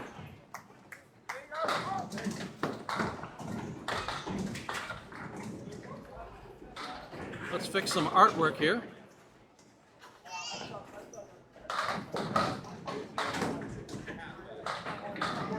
There is a triple strike pool. It is split between all people who throw triple strikes over the course of the tournament. I believe in the first string. Oh, Chris punches. Punches right through the triangle. Matt Nichols threw a triple. He threw a triple strike in the first string, Justin, so he earned the salad. Chris right through the bunny hole a second time. Settles for an 8. Dan's trying to slow his pace as he's got money on the line here with his string. Guy's thrown many 300s in 10 pin. Somehow he hasn't done it yet in candle pin. Well, let's see if he can pick up the triple. 3! Oh! Big, heavy hit. Great leave. But has to settle for 8. Chris a little off his mark. Gives himself the infinity gauntlet. The 4-horse off to the left, and then the 6-10, the 10 off to the right as I'm watching Dan pick up the 6-10 for the spares. So 120 plus a ball through 9 for Dan. It's just really, those couple of strikes will put you right back in the hunt in a hurry. Chris just off his target, so he's got the high-low jack with no wood. Back in the old TV days, this was a lot of money. Right now, it's worth 3 pins. Oh, he hit it right. Sent the head pin off and around, but he didn't catch the 7. Dan is heavy on the head pin. Is he going to get a leaner? He got away from the split. It was looking like a 2-7-10. The 10 went down. So a good 8 fill, so 128 plus. This is makeable. There's a slant off the back of the 2 that should push right to the 7. And it does. So 138 plus, Dan. Chris hoping to get back on a roll here. Oh! Looked like that was going to be a strike, but I think as the 2-pin was coming off the wall, it caught a piece of wood and came up short of taking down the 8. So 9 out of 10 it is. I would rather have the 52 first half instead of the 52 second half on a string like this. Absolutely. Well, they give you the wood, you might as well use it. Chris will take it for the spare. Dan looking to finish up with a fill. Off his mark, but a great drop with an 8, so a 146 for Dan Esdale is a hell of a string for him. Nice string, Dan. Alrighty, let's see if Chris can square himself out here. So 101 plus. One of his better balls, but deflected once it hit the head pin and ran away. So he's looking at the 5, 9, 10. He's got an interesting piece of wood lined up against the 5 that I think it's a little too far forward to use it as a snowplow, but at least it's aiming in the right direction. So hopefully a good hit here should make this happen. And it does. We'll clip that for him.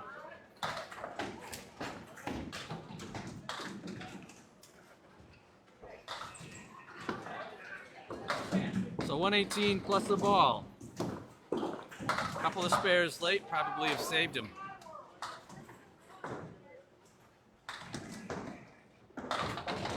Boom, and nothing.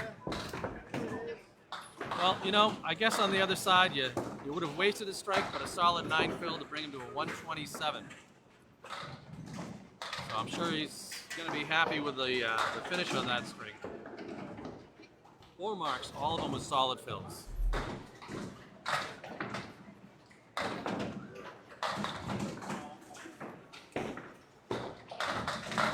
All right, Justin is up and filling that spare with 8 as he's off the head pin, leaving himself a 110. Nate a little tight, looking at the 136. Oh! We'll clip that one for the sake of the spin. Justin picks up the spare to keep his streak alive. Nate, unfortunately, doesn't. So...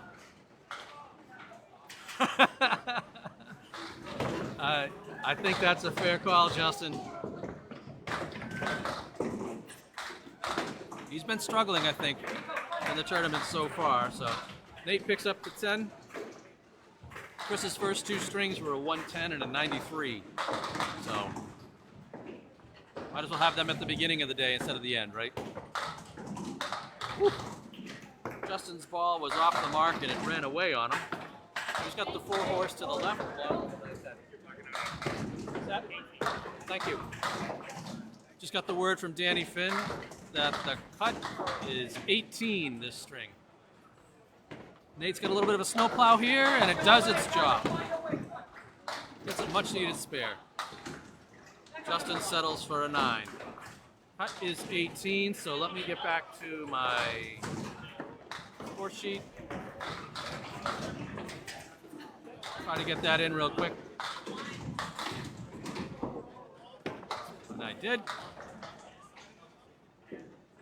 Alrighty, so Justin comes firing in. Head pin wraps around, so he's looking at a 257. No wood in the middle to help him. Nate a little off his mark. Leaves the 4 horse to the right, so he'll fill that spare with a 6. Good ball by Justin to pick up that spare, nice and clean.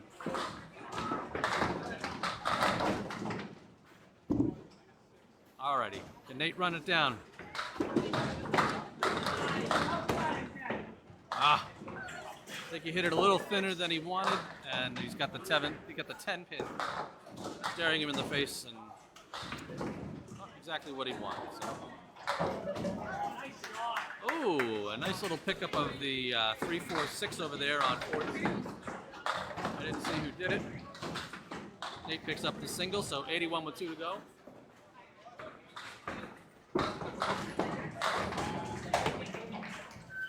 Justin off the mark, but gets a 6 fill. He's got the 1, 3, 4, 7.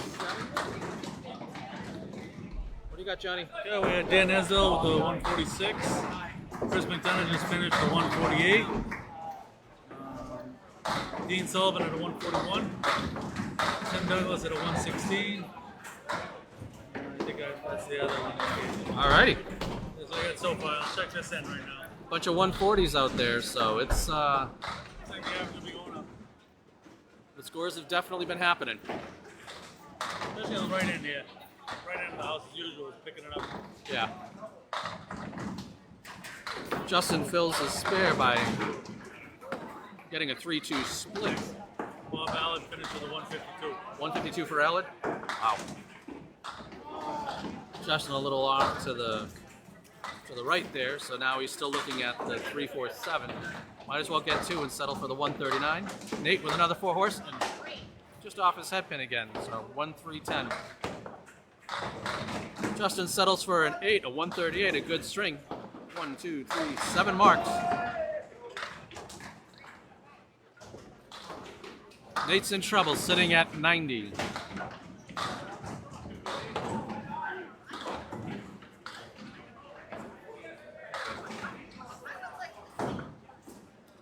One to go for Nate. We'll see what he can do here. Just having a hard time with the head pin. He's just not off by much, but he's just off by enough. So, a 1-2-7 with a big strike thrown over there. Unfortunately, no, it's Kacharna. There you go, Nate. Welcome back.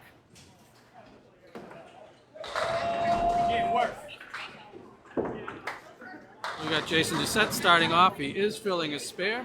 Fills it with 9. Everything but the 6 pin goes down. No wood to help him on picking it up. We'll see what happens.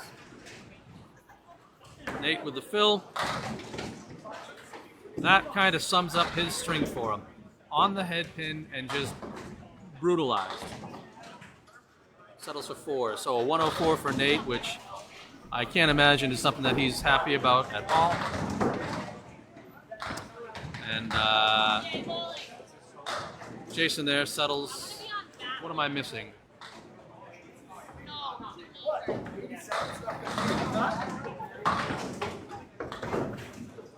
Oh, it was a 2 fill. And then a 9 box. Okay. Dan Lasko stepping up. I'm going to cut over to the 3rd string. I missed his 2. Dan's got a wobbler, but it's going to hold up.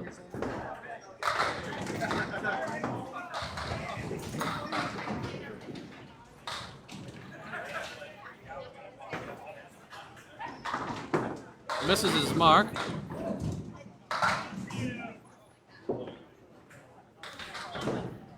Jason trying to kick himself back into a hope of life. Settles for a 9. Dan picks up the 10. That was a split before.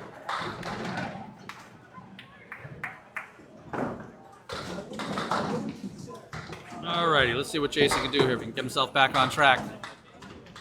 Unfortunately, this time he's off to the left, punches out a spread eagle.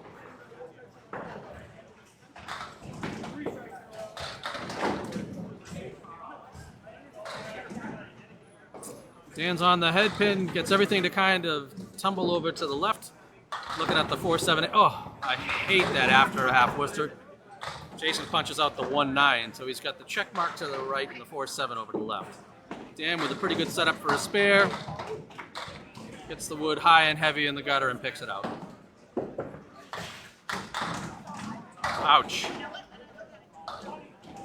All right, Jason, shake that one off as he punches out the 6 pin and has to settle for a 5 box, which is certainly not what anybody wants.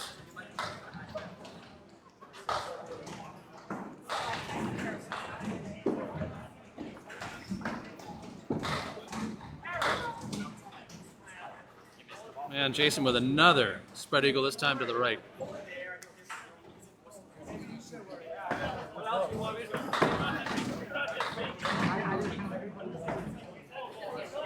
Wow. Dan throws a beautiful ball, heavy on the pocket, just like you'd want. And he's sitting here looking at a 4-10 split to show for him. He has a sideways plank on the 10, but he's got a straight plank in front of it that's going to block him from getting to it. He might have been able to hit the outside of the 10 to push that wood along. Oh, he hits the front plank, kicks off the side wall, and has nothing to show. Jason has to settle for an 8, so he's struggling. 90 with a box to go, so just like Nate Lee's. Got a bit of a hole to try to dig himself out of here. Dan settles for the 8, so 98 with 2 to go. Finally, a good head pin hit for Jason as he leaves himself the right wing. Looking at the 3-6-10. Jeff, he needs you to root for him, man, because it's been brutal for him the second half. Oh, Dan with a half Worcester off to the right. Jeff, he let you down. He let you down. Shaking his head as he knew he needed that. 18 people fall to the axe this round. What's that? Get it up there and some. Go ahead, John. Mike Capone with the 137.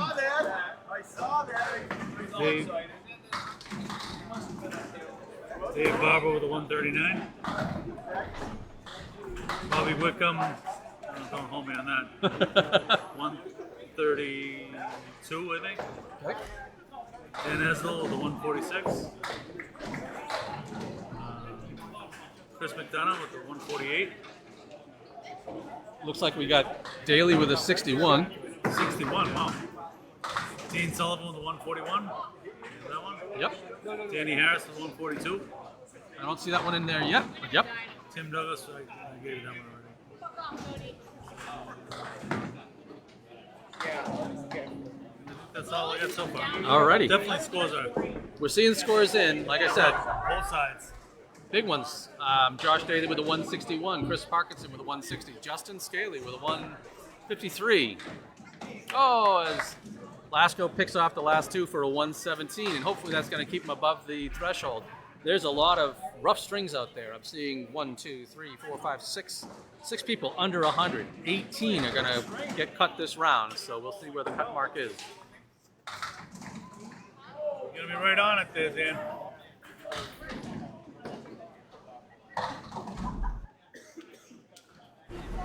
So as we see, Chris Winiar's with a 127, Dan Esdale 146, Nate Lees 104, Justin Lyonnaise 138, Dan Lasco 117, and Jason Doucette 99. So I get the feeling that the 104 and 99 are going to be...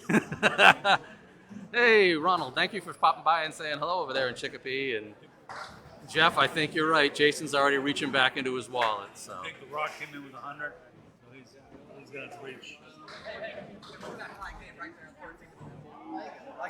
there's the sort. So 18 are out. 1, 2, 4, 5. 1, 2, 4, 5. It looks like 108 might be all it takes to get knocked out this time around. So I'm going to pause my mic. I'm going to play a thank you for our sponsors, and then we'll see where the tournament stands after that.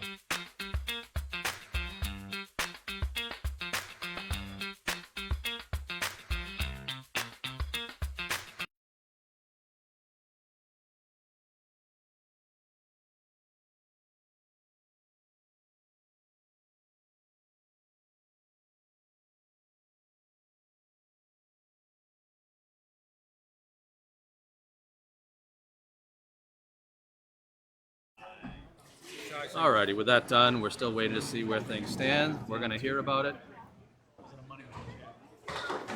7 out of 10 on the head pin. 7 out of 10 on the head pin. It's only 18 this time. 3 spares, 3 splits. You know what my biggest problem is? What's that? My biggest problem is in my footing. I can't find a spot. The approaches are so big. And, well, no, it is. I changed my approach when I hurt my hip last year. When I hurt my hip last year, I changed my approach.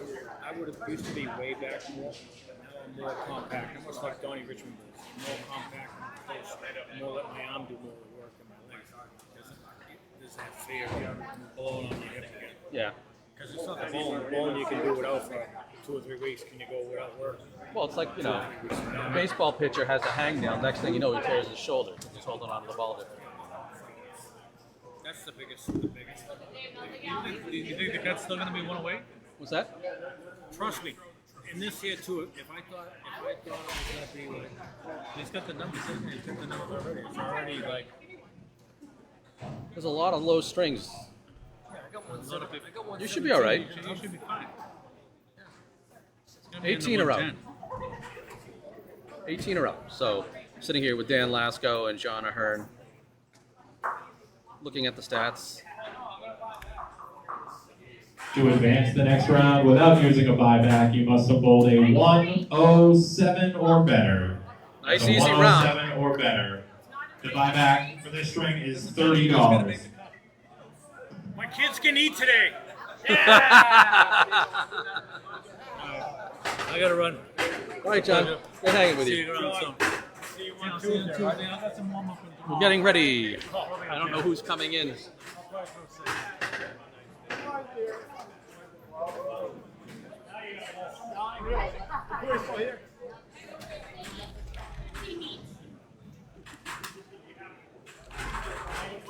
Oh, I think that's Fernando, and I think he's bowling third.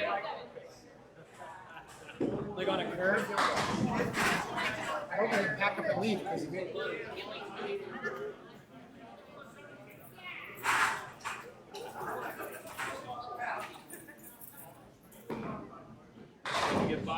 Jim and Ali Barber, I believe, are with him. What do we eliminate this time? 45?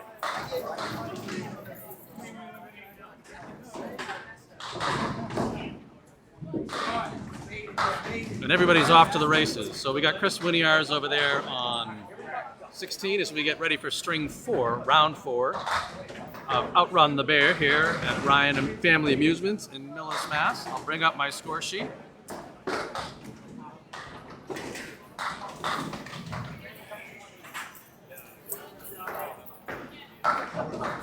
That's Jim Nestor, I believe, up there. A bowler I've never met.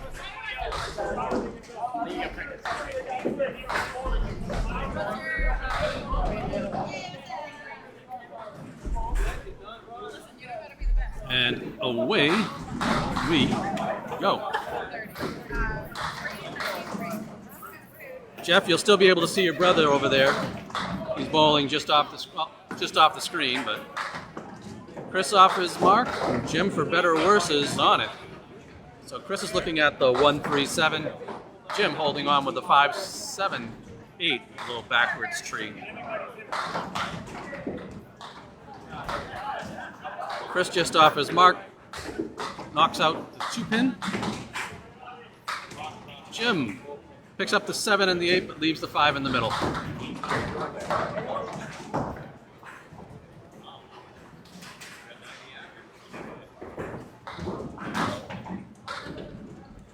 Chris will settle for a 9 box as he opens up, and so will Jim.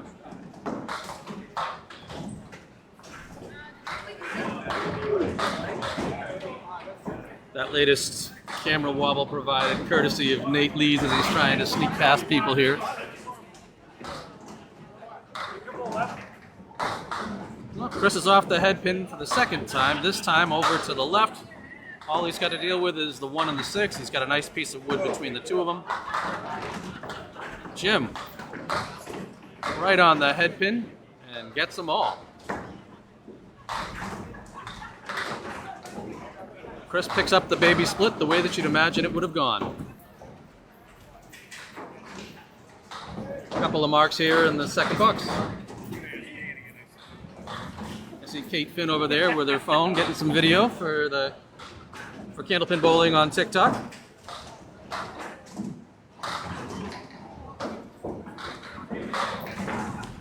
Chris to fill the spare on the head pin.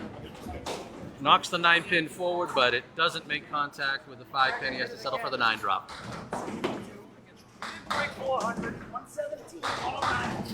Jim off the head pin settles for the half Worcester to the right, but that's a strike. You get 2 balls on it, so let's see if you can make up for it here.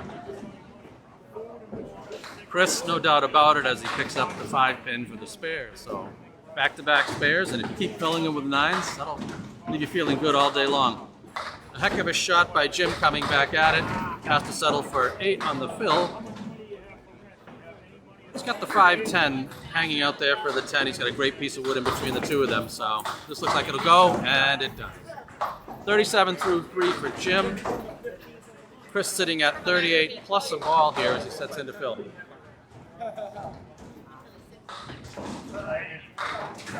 On the head pin, another kick off the wall.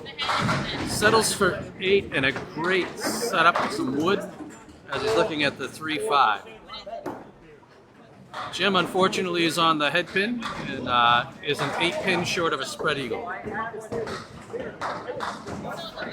Chris picks up 3 in a row as he just absolutely crushes the wood.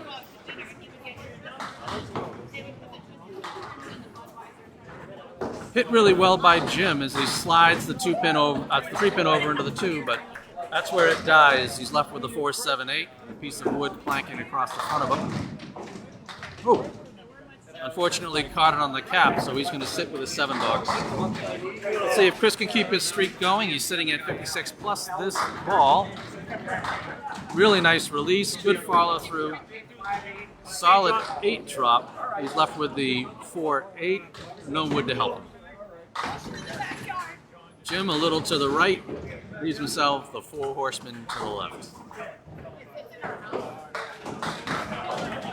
Chris, 74 plus, a really solid half. As a matter of fact, I think at this point in time, he's pretty much thrown his first string. Oh, Jim, just off the head pin to pick up the 4 horsemen. Nando, you're third.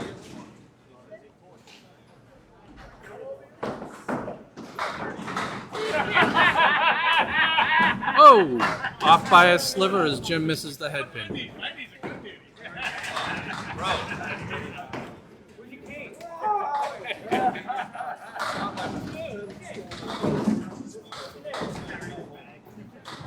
Oh, I lied. Fernando is second.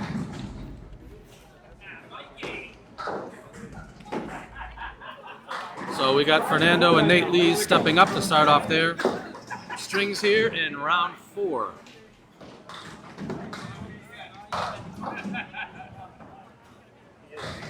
I still see all sorts of action out there. Nate. Yeah, Nate, be that smart. He needed that all of last string. He finally gets at this string as he starts out with a hammer.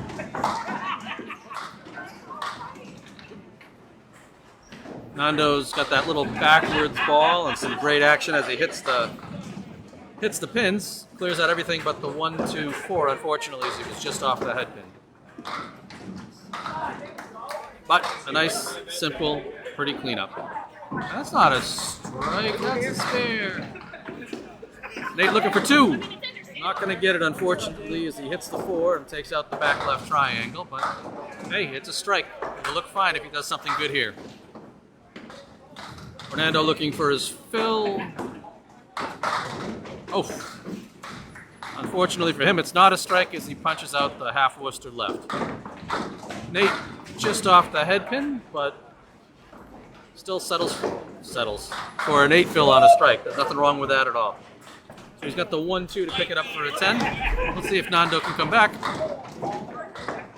He hits the head pin, gets a good mix, but unfortunately everything but the 4 and the 5.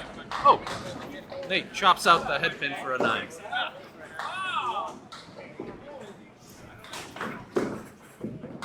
Fernando also settles for a 9, so a pair of 9s as these guys go into their third box.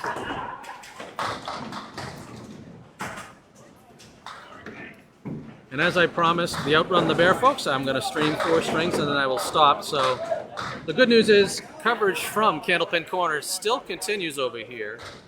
Chris Waterman is still filming on lanes 19 and 20, so his stream will continue, even though mine...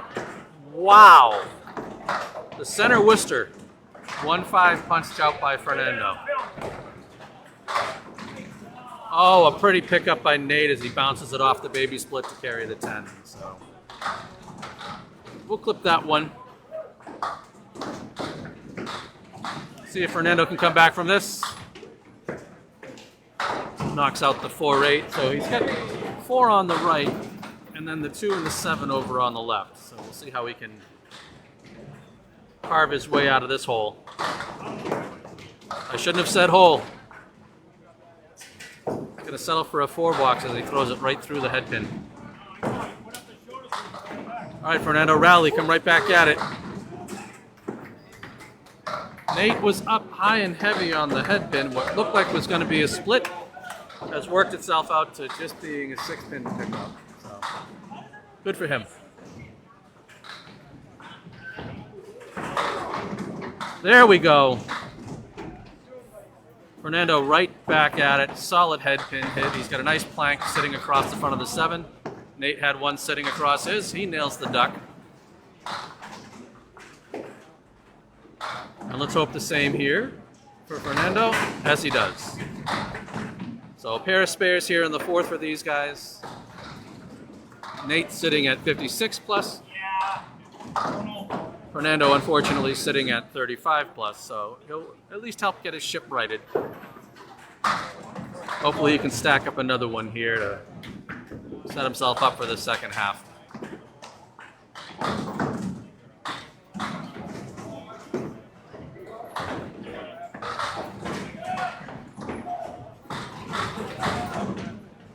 Another solid head pin hit for Nate.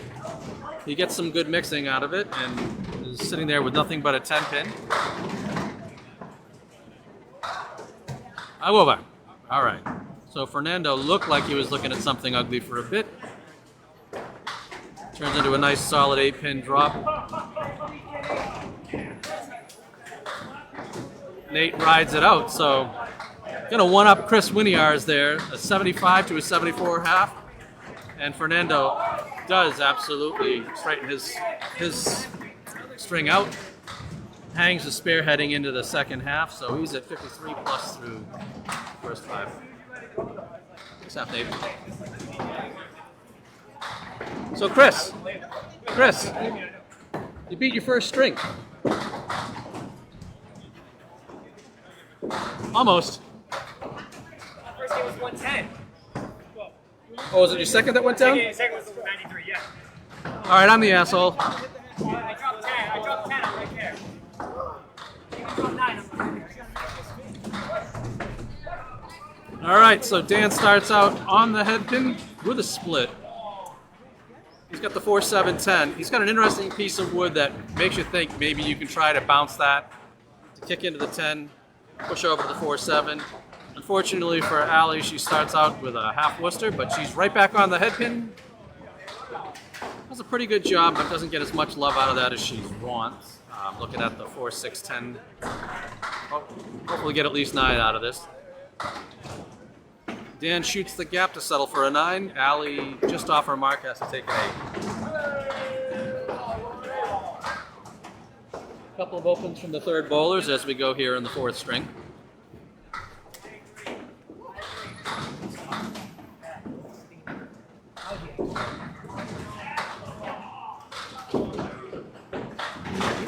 I believe the cut is still at 18 this time around. All but 2 bowlers are still in this competition. Oh, is Allie going to get the roll? No. Posied right up. Dan's off the head pin. So I can't give him a split. But he's got the 1-3-7. Allie has the 7-8 with a piece of wood that she... Oh! It didn't look like it was going to go, but she managed to catch the back of it just enough.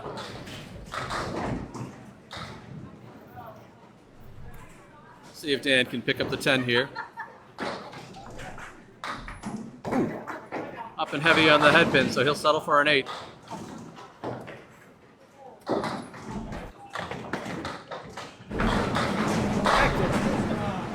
Allie left that one a little one outside, so she's going to settle for 4 on the spare. There were 67 at the start of the competition. We're down to 65 after 3 strings. For the sake of protecting the innocent, I won't mention who. Actually, I take it back. There are 4 bowlers that are out at this point in time, so we're down to 63. Oh, Dan comes back to pick up the spare with a nice solid ball, and looks like Allie's going to pick up the 10.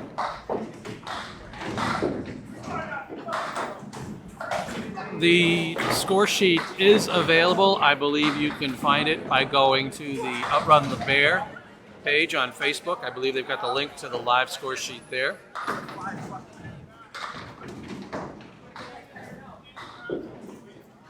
Both bowlers solid on the head pin. Unfortunately for Dan, he's got the wing to the right and then the 7 pin hanging out all the way to left. He's got an interesting piece of wood where the head pin is. Let's see if he can carry this. No, wasn't far enough forward. Oh, both bowlers having a tough time on the conversion as Allie chips the 2 off the sidewall, but it drops in between the 4 and the 7 without taking out either one of them. Oh, Dan finds that room between the wood and the pin, settles for a 9. Allie picks up the 10, so a pair of 42s with a box left in their hat.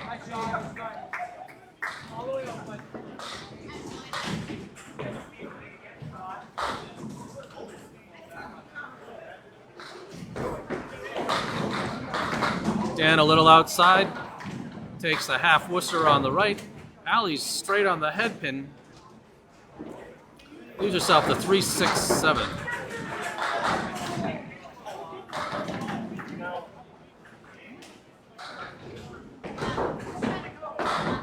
Dan's second ball beautifully on the head. Oh! Allie picks up a pretty spare.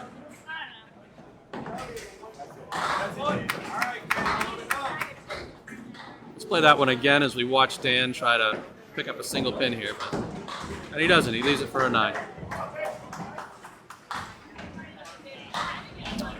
So there we have the first half.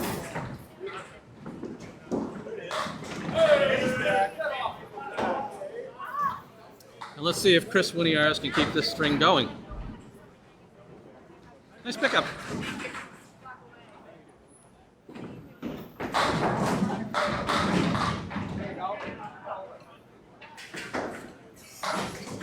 So Chris stepping up is at 74 plus. Jim, after a 53 half, is looking to get himself going. Chris is off the mark, but some great action. Still gives him a decent fill there with a 7, so 81 as he looks at the 1, 6, 10.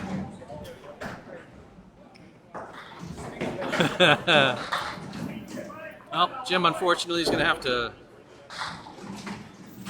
make a one-board adjustment there as he's just off the head pin. So is Chris, but way to read it. That's right. Jim, a little heavy on the head pin, punches out the 1-9, so he's got a little bit of work here with the 3-6-4-7 for the 10. Winiars now with 5 in a row.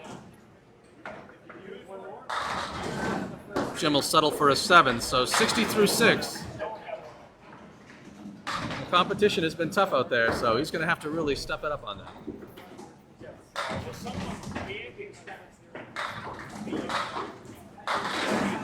Winiars with 5.5 on the fill, so I'm going to give him 5.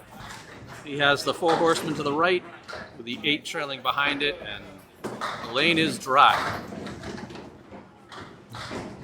Jim, dead on the head pin, has the 7-10 to show for it, so that's unfortunate. He's got 2 pieces of wood over to the left that you never know. You got to hit it and see what happens. Chris up high on the 4 horse, takes out the 1-3, but that's it. So 6-8-10 for the 10. Oh, there you go. You got to play the wood in those situations, and when it works out, it's great. Chris will settle for the 9 as his spares come to an end. I may disappear for 1 second. I'll have to play catch up on the scores when I come back.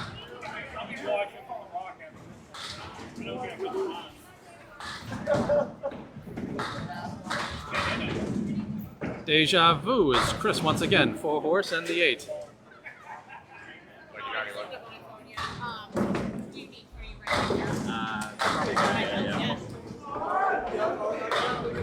I will be back.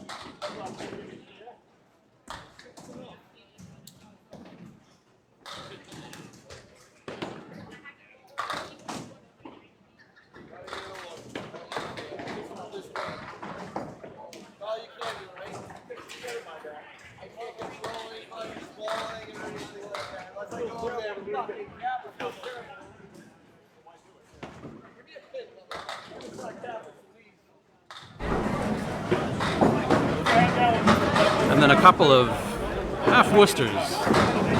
So if you're going to miss something for a little bit of period of time, at least get it when these guys slow down just a bit. So Chris picks up the 10, so 125 with the boxing. Oh no. And unfortunately for Jim, a pair of half Worcesters is all he gets for that as he bunny holes on the way out. It's tough when you're looking at that TP. So 87 with the box. Chris is at 125 with the box. And that's all of them.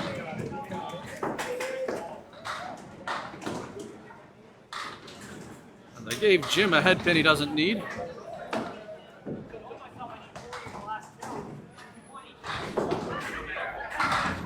Jim looking at the 147. Oh, and a beautiful pickup there. Needs as much as he can get here. We don't know what the cut's going to be. I'm imagining 18 people are out yet again. Chris is off his mark, but it's a strike. It doesn't matter. You get 2 balls on this. Jim settles for 3 to break 100.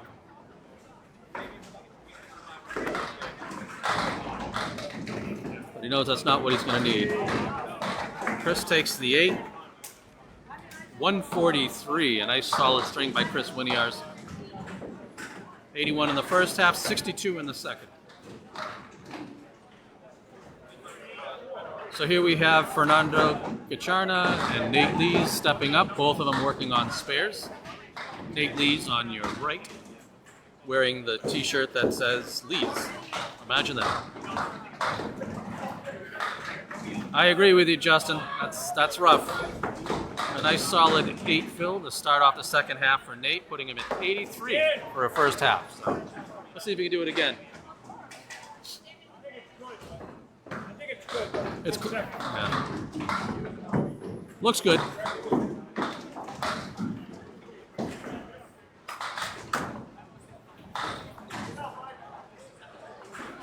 I'm looking around at the scores out there.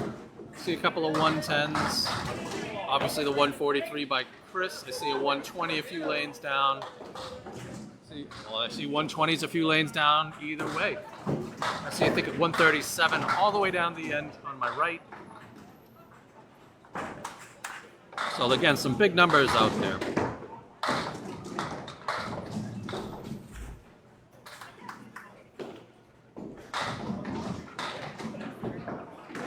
Yeah, it was Tim Douglas with a 137.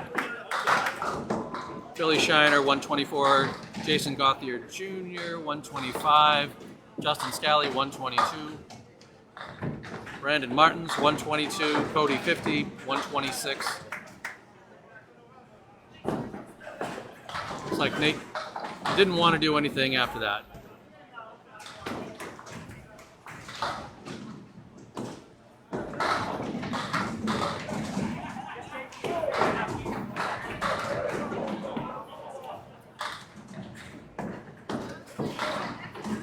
Nate's off the head pin looking at a 137 and 8.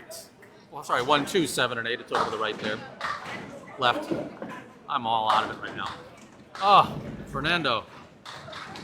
Half Worcester right. So he punches right through. What's going on, Matt?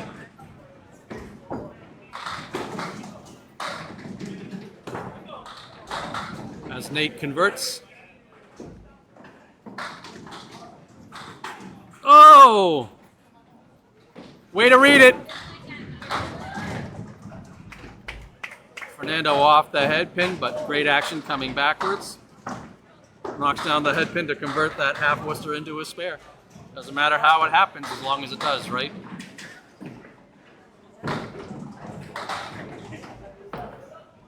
Nate off to the right.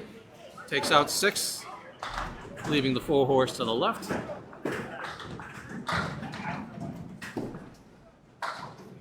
See what Fernando can do here on the spare. Oh, just off his mark, and the ball kind of sweeps away. So he's got the 4 horse on the left, but also the joy of the 9 and the 10 hiding up behind him. So a 4 fill for him.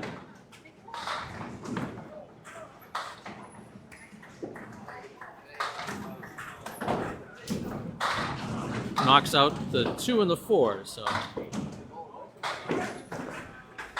Nate settles for a 9.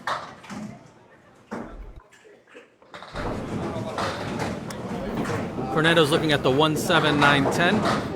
If he can get the 1 on the right-hand side, this may go.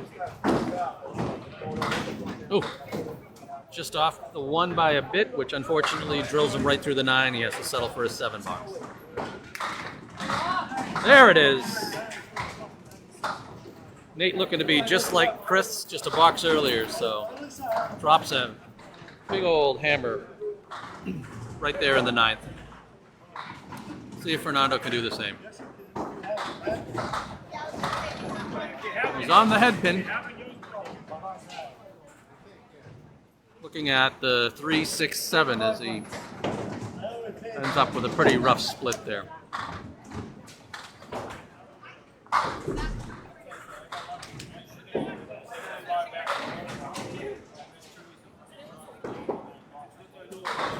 Oh! Nice ball, Fernando. Picks up that nice, boring split. Beautiful ball. Nate looking for 2 in a row, is off to the right, cleans out the right side. So the 1, 5 and everything to the left, but it is a strike, so he's got a second ball to throw on. We'll see how this cleans up. Go over! Wow. Hits it, you think everything's going to go the way that it should. That 5 pin is a loose tooth, but it won't go down. So a 9 on the strike for Nate. Sitting at 135 plus, which means he's managed to stay at least the 1 pin ahead of Chris. Potential for a 145 here. Fernando, once again, a beautiful ball on the head pin and an awful leave. Nate picks up the single for the 10 and a 145. Fernando with a 2-1 split here as he looks at the 2, 4, 6.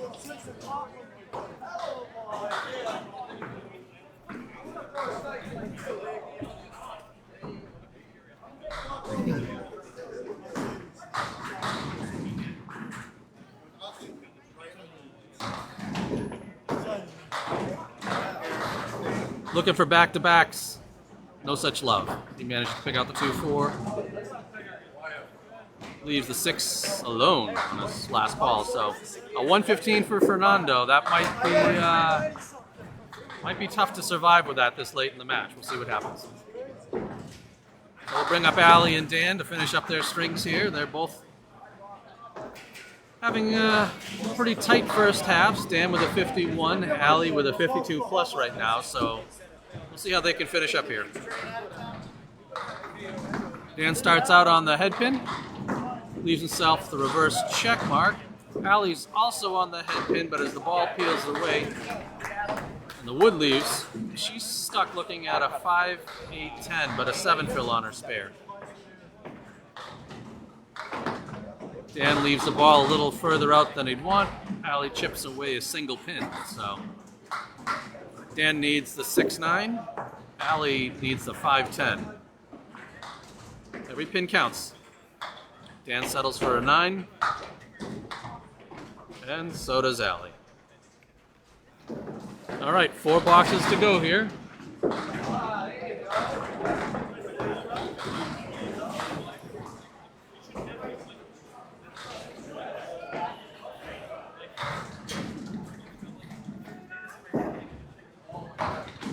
Hands off the head pin, but that's still not necessarily the end of all things. Gets an 8 drop, only the 1-3 to get. It looked like it might have turned into a spare. Ali on the head pin has to deal with a left wing. So the 2-4-7 with a nice piece of bracing wood against it. Oh, Dan would want that, and Ali, both of them would want that back. Dan takes out just the 1, and Ali as well. Just takes out the 2, hitting it a little too thin. Dan covers it. So does Ali. So a pair of 10s as these guys continue to plunk their way through the second half. So 70 and 78 through 7 respectively.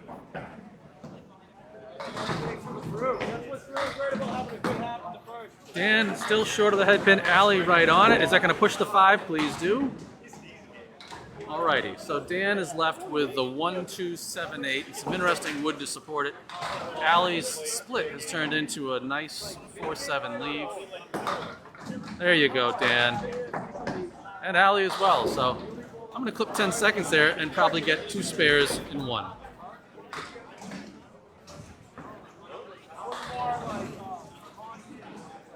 Alrighty, so 80 plus and 88 plus through 8 for these guys. And we'll see what we can do for fills here. Good ball from Dan. Unfortunately, too good. Right on the head pin, leaves himself the spread eagle. Allie manages to pick up 7 as the head pin wraps around and leaves the triangle on the left. I think she left that one a little too much in the center, so no spare for her as Dan punches out 2 from the right wing, looking to clean it up. Kicks out 2 from the left wing, so an 8 for Dan has him at 92, and the single pin has Allie at 104. So both bowlers need marks.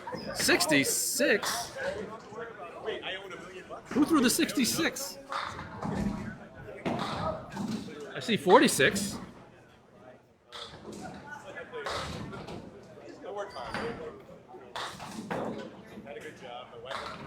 You got me questioning myself, Dan.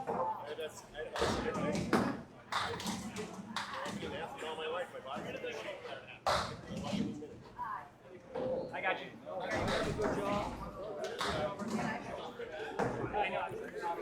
Lasco picks up the spare, trying to bail himself out at the last minute. Leaves another split on the table for a 108.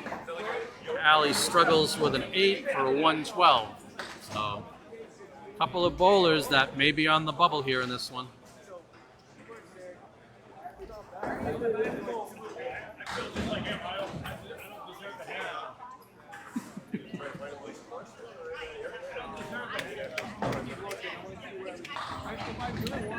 Alrighty, so I'm checking my stuff. I think I'm okay here. So 100, 143, 115, 145, 112, and 108. As we wait to hear on what the cuts are.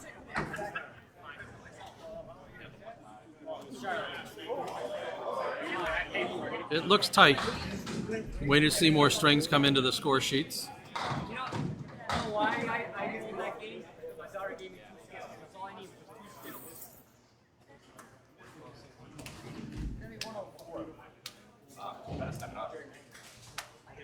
I see 146s by Kevin Pagington and Mark Gallagher.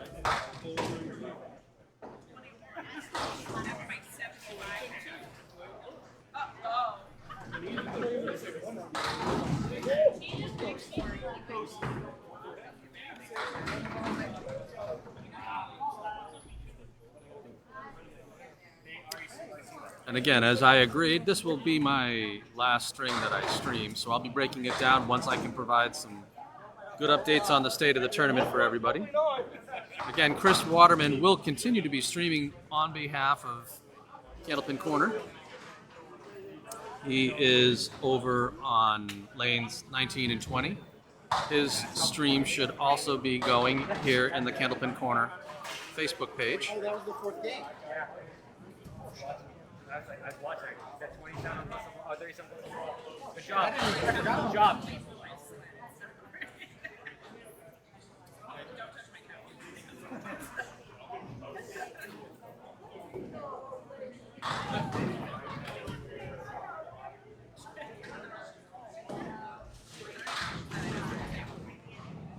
We're waiting to hear what the status is. I believe the cut will be 18 again.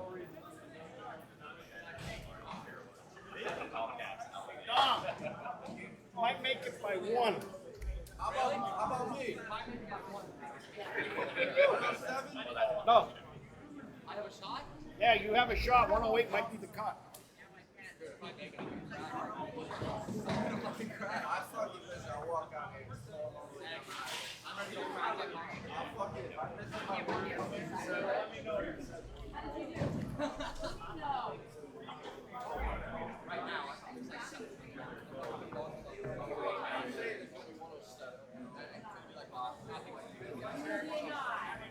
Okay, let's do this right. What am I doing wrong? No, a lot of things, right?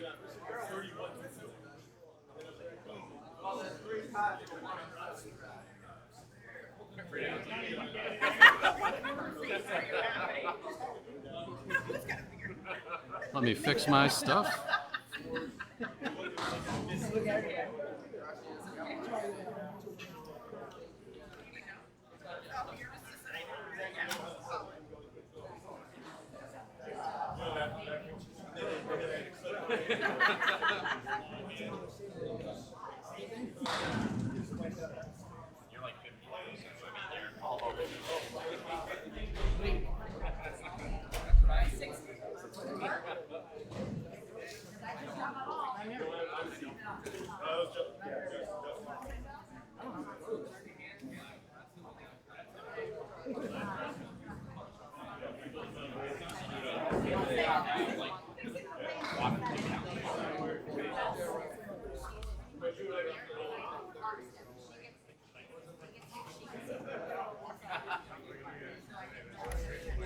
Still waiting on the final strings to come in. I think we see most of them.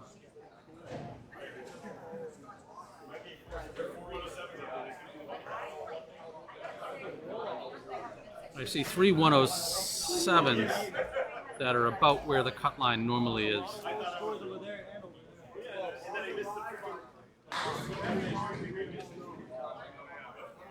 There is still bowling going on in the round.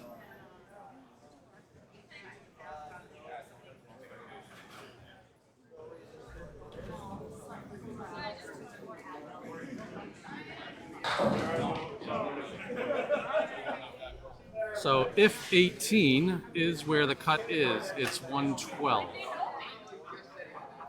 But I didn't hear how many people were on the cut line. Oh, take it back, it could be 110.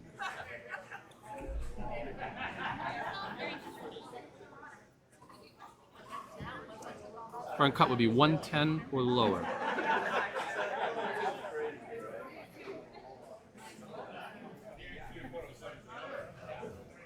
Waiting to hear about the last few bowlers.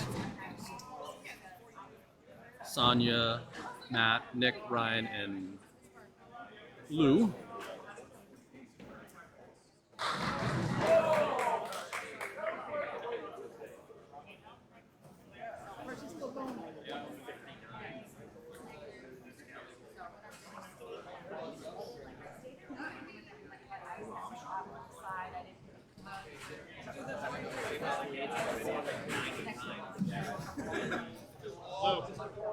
Luke.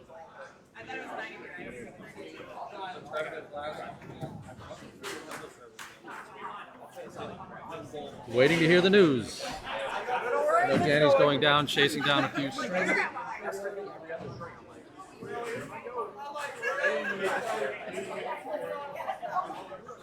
But again, coverage will continue.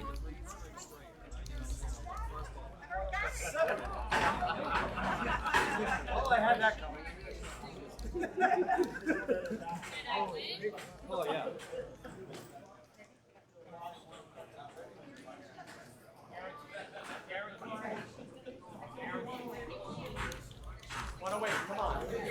To advance to the next round without using a buyback, you must have bowled a 111 or better.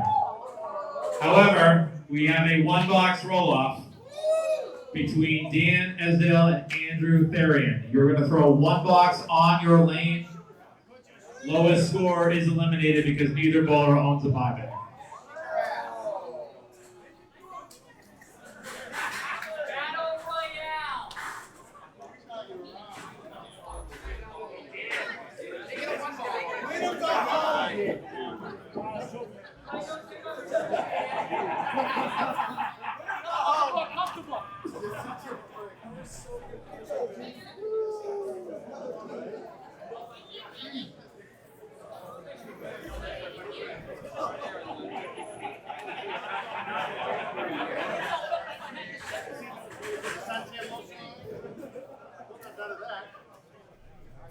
Come on, Dan, let's go.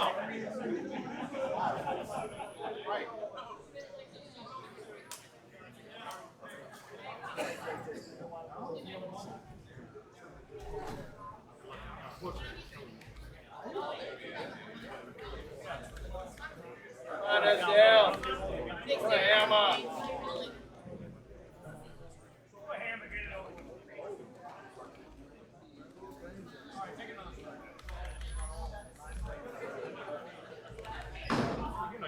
Kill it.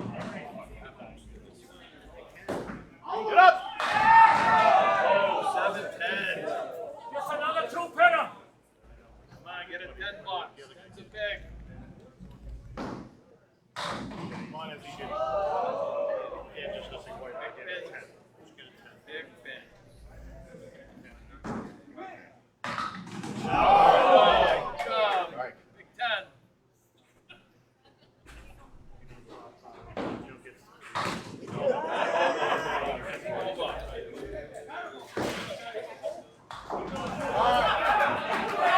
All right, so Esdale stays alive. Couple Dan quick Esdale announcements. winning off the First, single. Chris Waterman's $50 prize fund for the highest string in the 4th string goes to Mike Capone. Mike Capone won the $50, but he has no idea why he won. So, Chris Waterman sponsored $50 for the highest in the 4th string, and you had the highest for the 4th string. Also, another announcement, CNC Ice Cream actually is going to drop by with the ice cream truck, so if you guys want to grab ice cream in a little bit, feel free to go out and support them. They've been a sponsor of us in the past. We also have one more big announcement to make before we keep going, and that is we have a brand new high women's triple. Lennis McKinley with a 407, the first 400 that I've ever seen in this house, so congratulations to Glennis.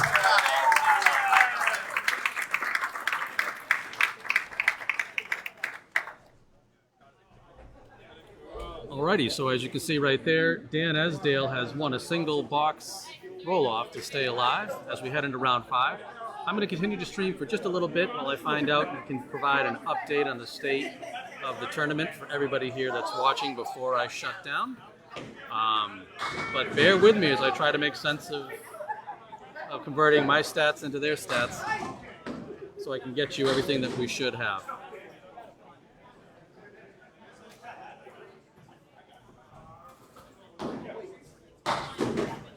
I want to make sure I've captured all of the appropriately spent buybacks.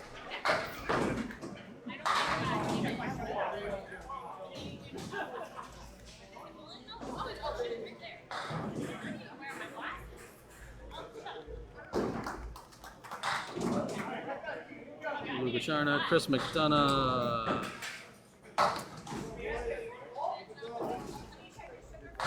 Got him in there. Scott Douglas, got him in there. Corey Packer, got him in there. Fernando got him spent. JJ, I got him spent. Chris McClellan, got him spent.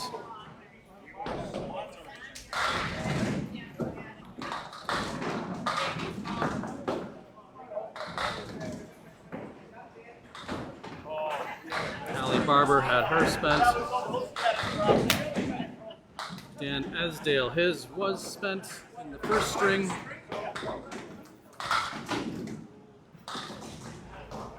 Andrew Tharian was spent.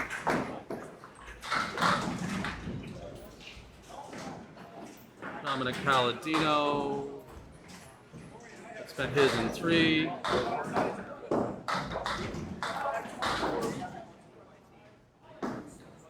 Excuse me. Dan Lasko with a 108. He had spent his in the first. Justin Kochi had spent his in the first and the second. I'm watching some good bowling there as I saw Douglas blow everything up behind my screen.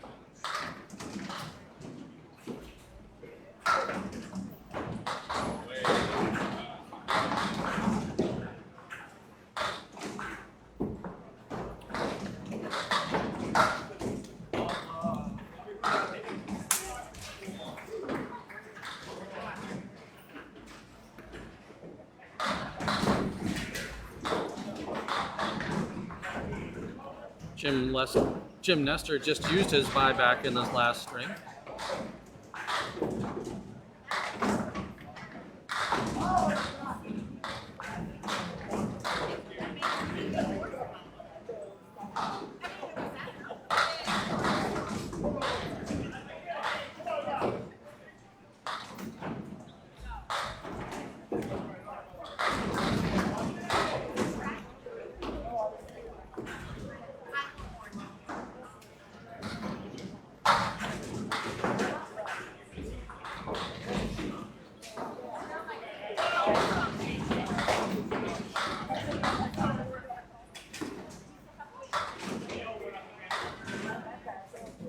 Cray, good to not. Kevin, also not.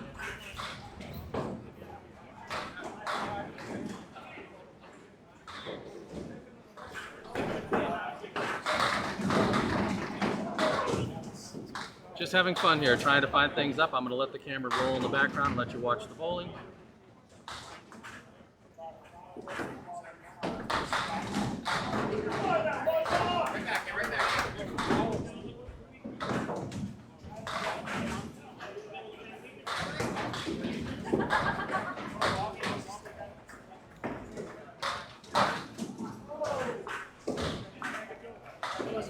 Ryan Prius had used it in all first three. Why there's 2 halves to a game, buddy?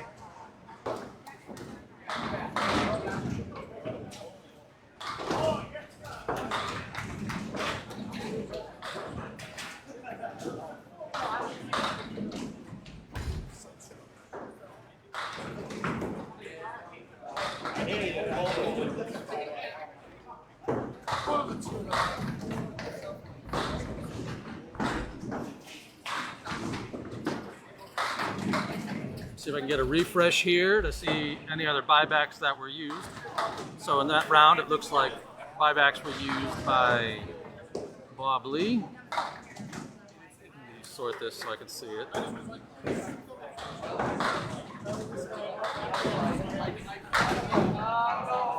Buybacks were used by Jim Nestor and Phil Clough.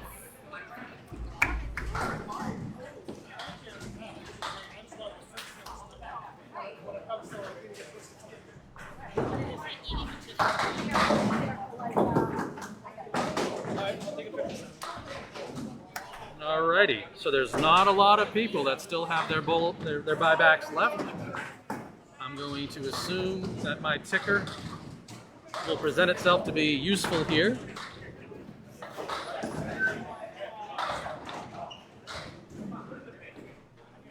I'll show the scores from the 4th round. I will modify the cut to be at 110.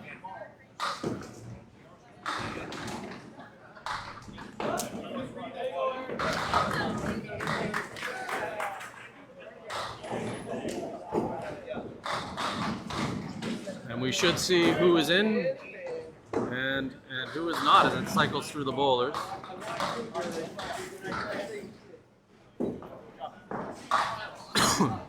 Excuse me. I won't take any 2 bitters.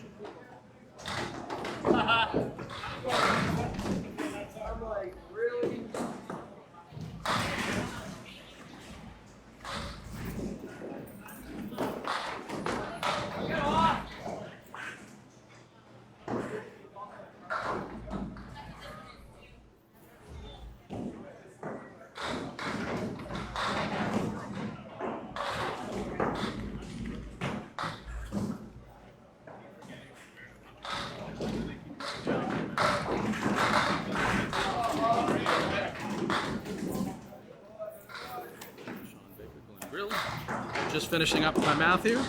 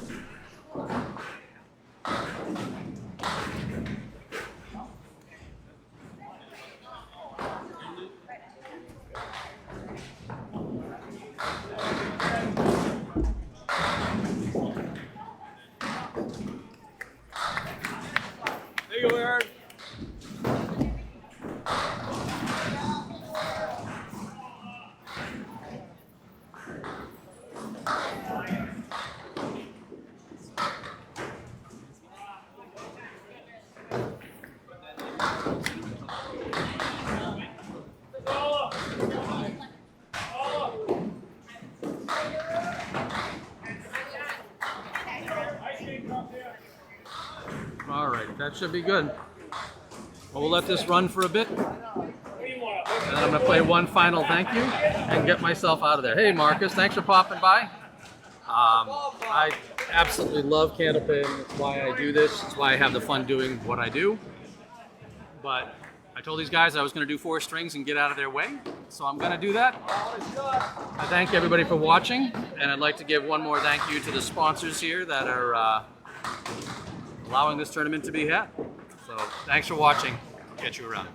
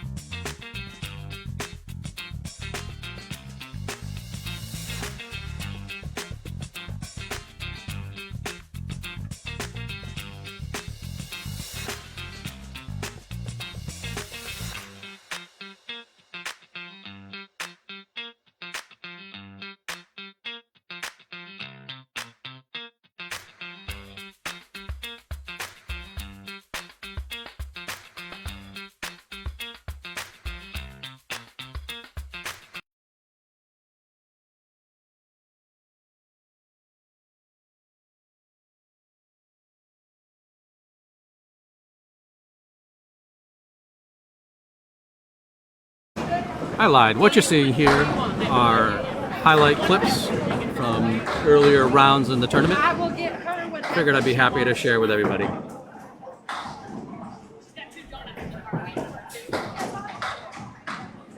Poor Phil getting robbed on the 7-pin there.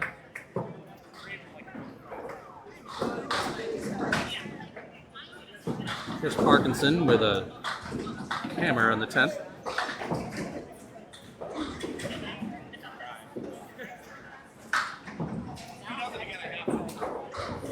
This is how you fill a spare without trying. You're watching Lou fall down on the... Do you believe that?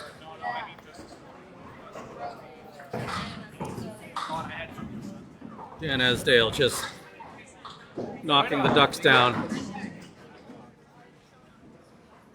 Nick with an unusual leave here with the plank across the front. Blows it up beautifully and shoots that wood halfway up the lane. Off the cap, off the 5, off the 10 for Phil Clough.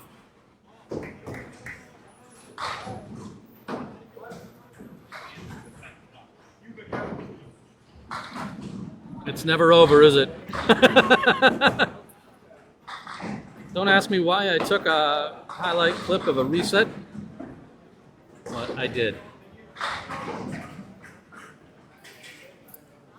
Nick early on, and my tracker not working right, explodes the 1-2 pocket. Justin Lyonnaise with a solid head pin hit. Phil with an even more solid head pin hit. 80 years old and throwing strikes like anybody else. Chris Winiarz picking up the 1-7.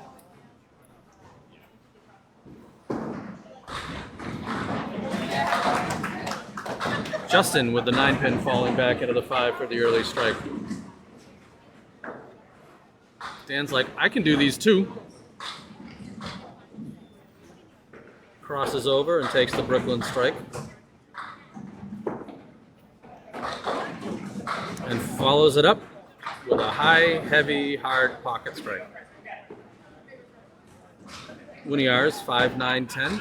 Snowplow.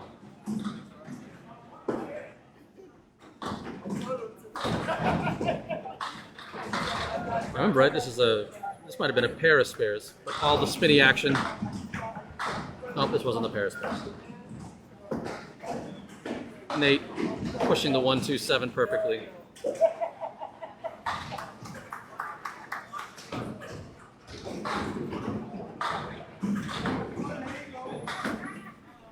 Jim Nestor, while he had a tough string, felt good with that ball. Nate Lees on the pocket strong. Was on a crossover though. That was a 1-3. Looking at the 2-7-10. The ball caromed right off the wood. Took the 10 on the fly.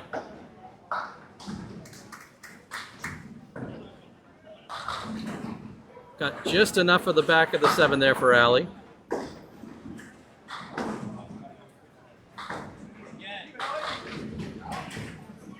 And then right after that, exploding the 3-6-7. Jim still having a tough string,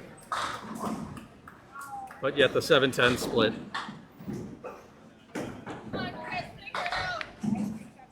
Chris looking to not give up on the string just yet. Gets the sideways kick on the 5-pin.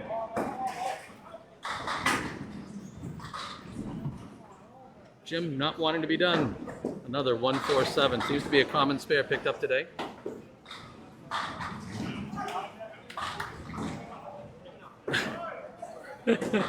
Fernando again trips the underside of the head pin, shaking his head on converting the half Worcester into a full spare. 8 with another solid strike. Keeping pace with Chris Winiarz all the way through that string. A beautiful split pickup by Lou there, knocking the 3-6-7. Pair of spares by Dan Lasko and Allie. And we've snuck back to live. So, true to form, I'm going to say thank you to everybody, and I am going to get out of here. Take care.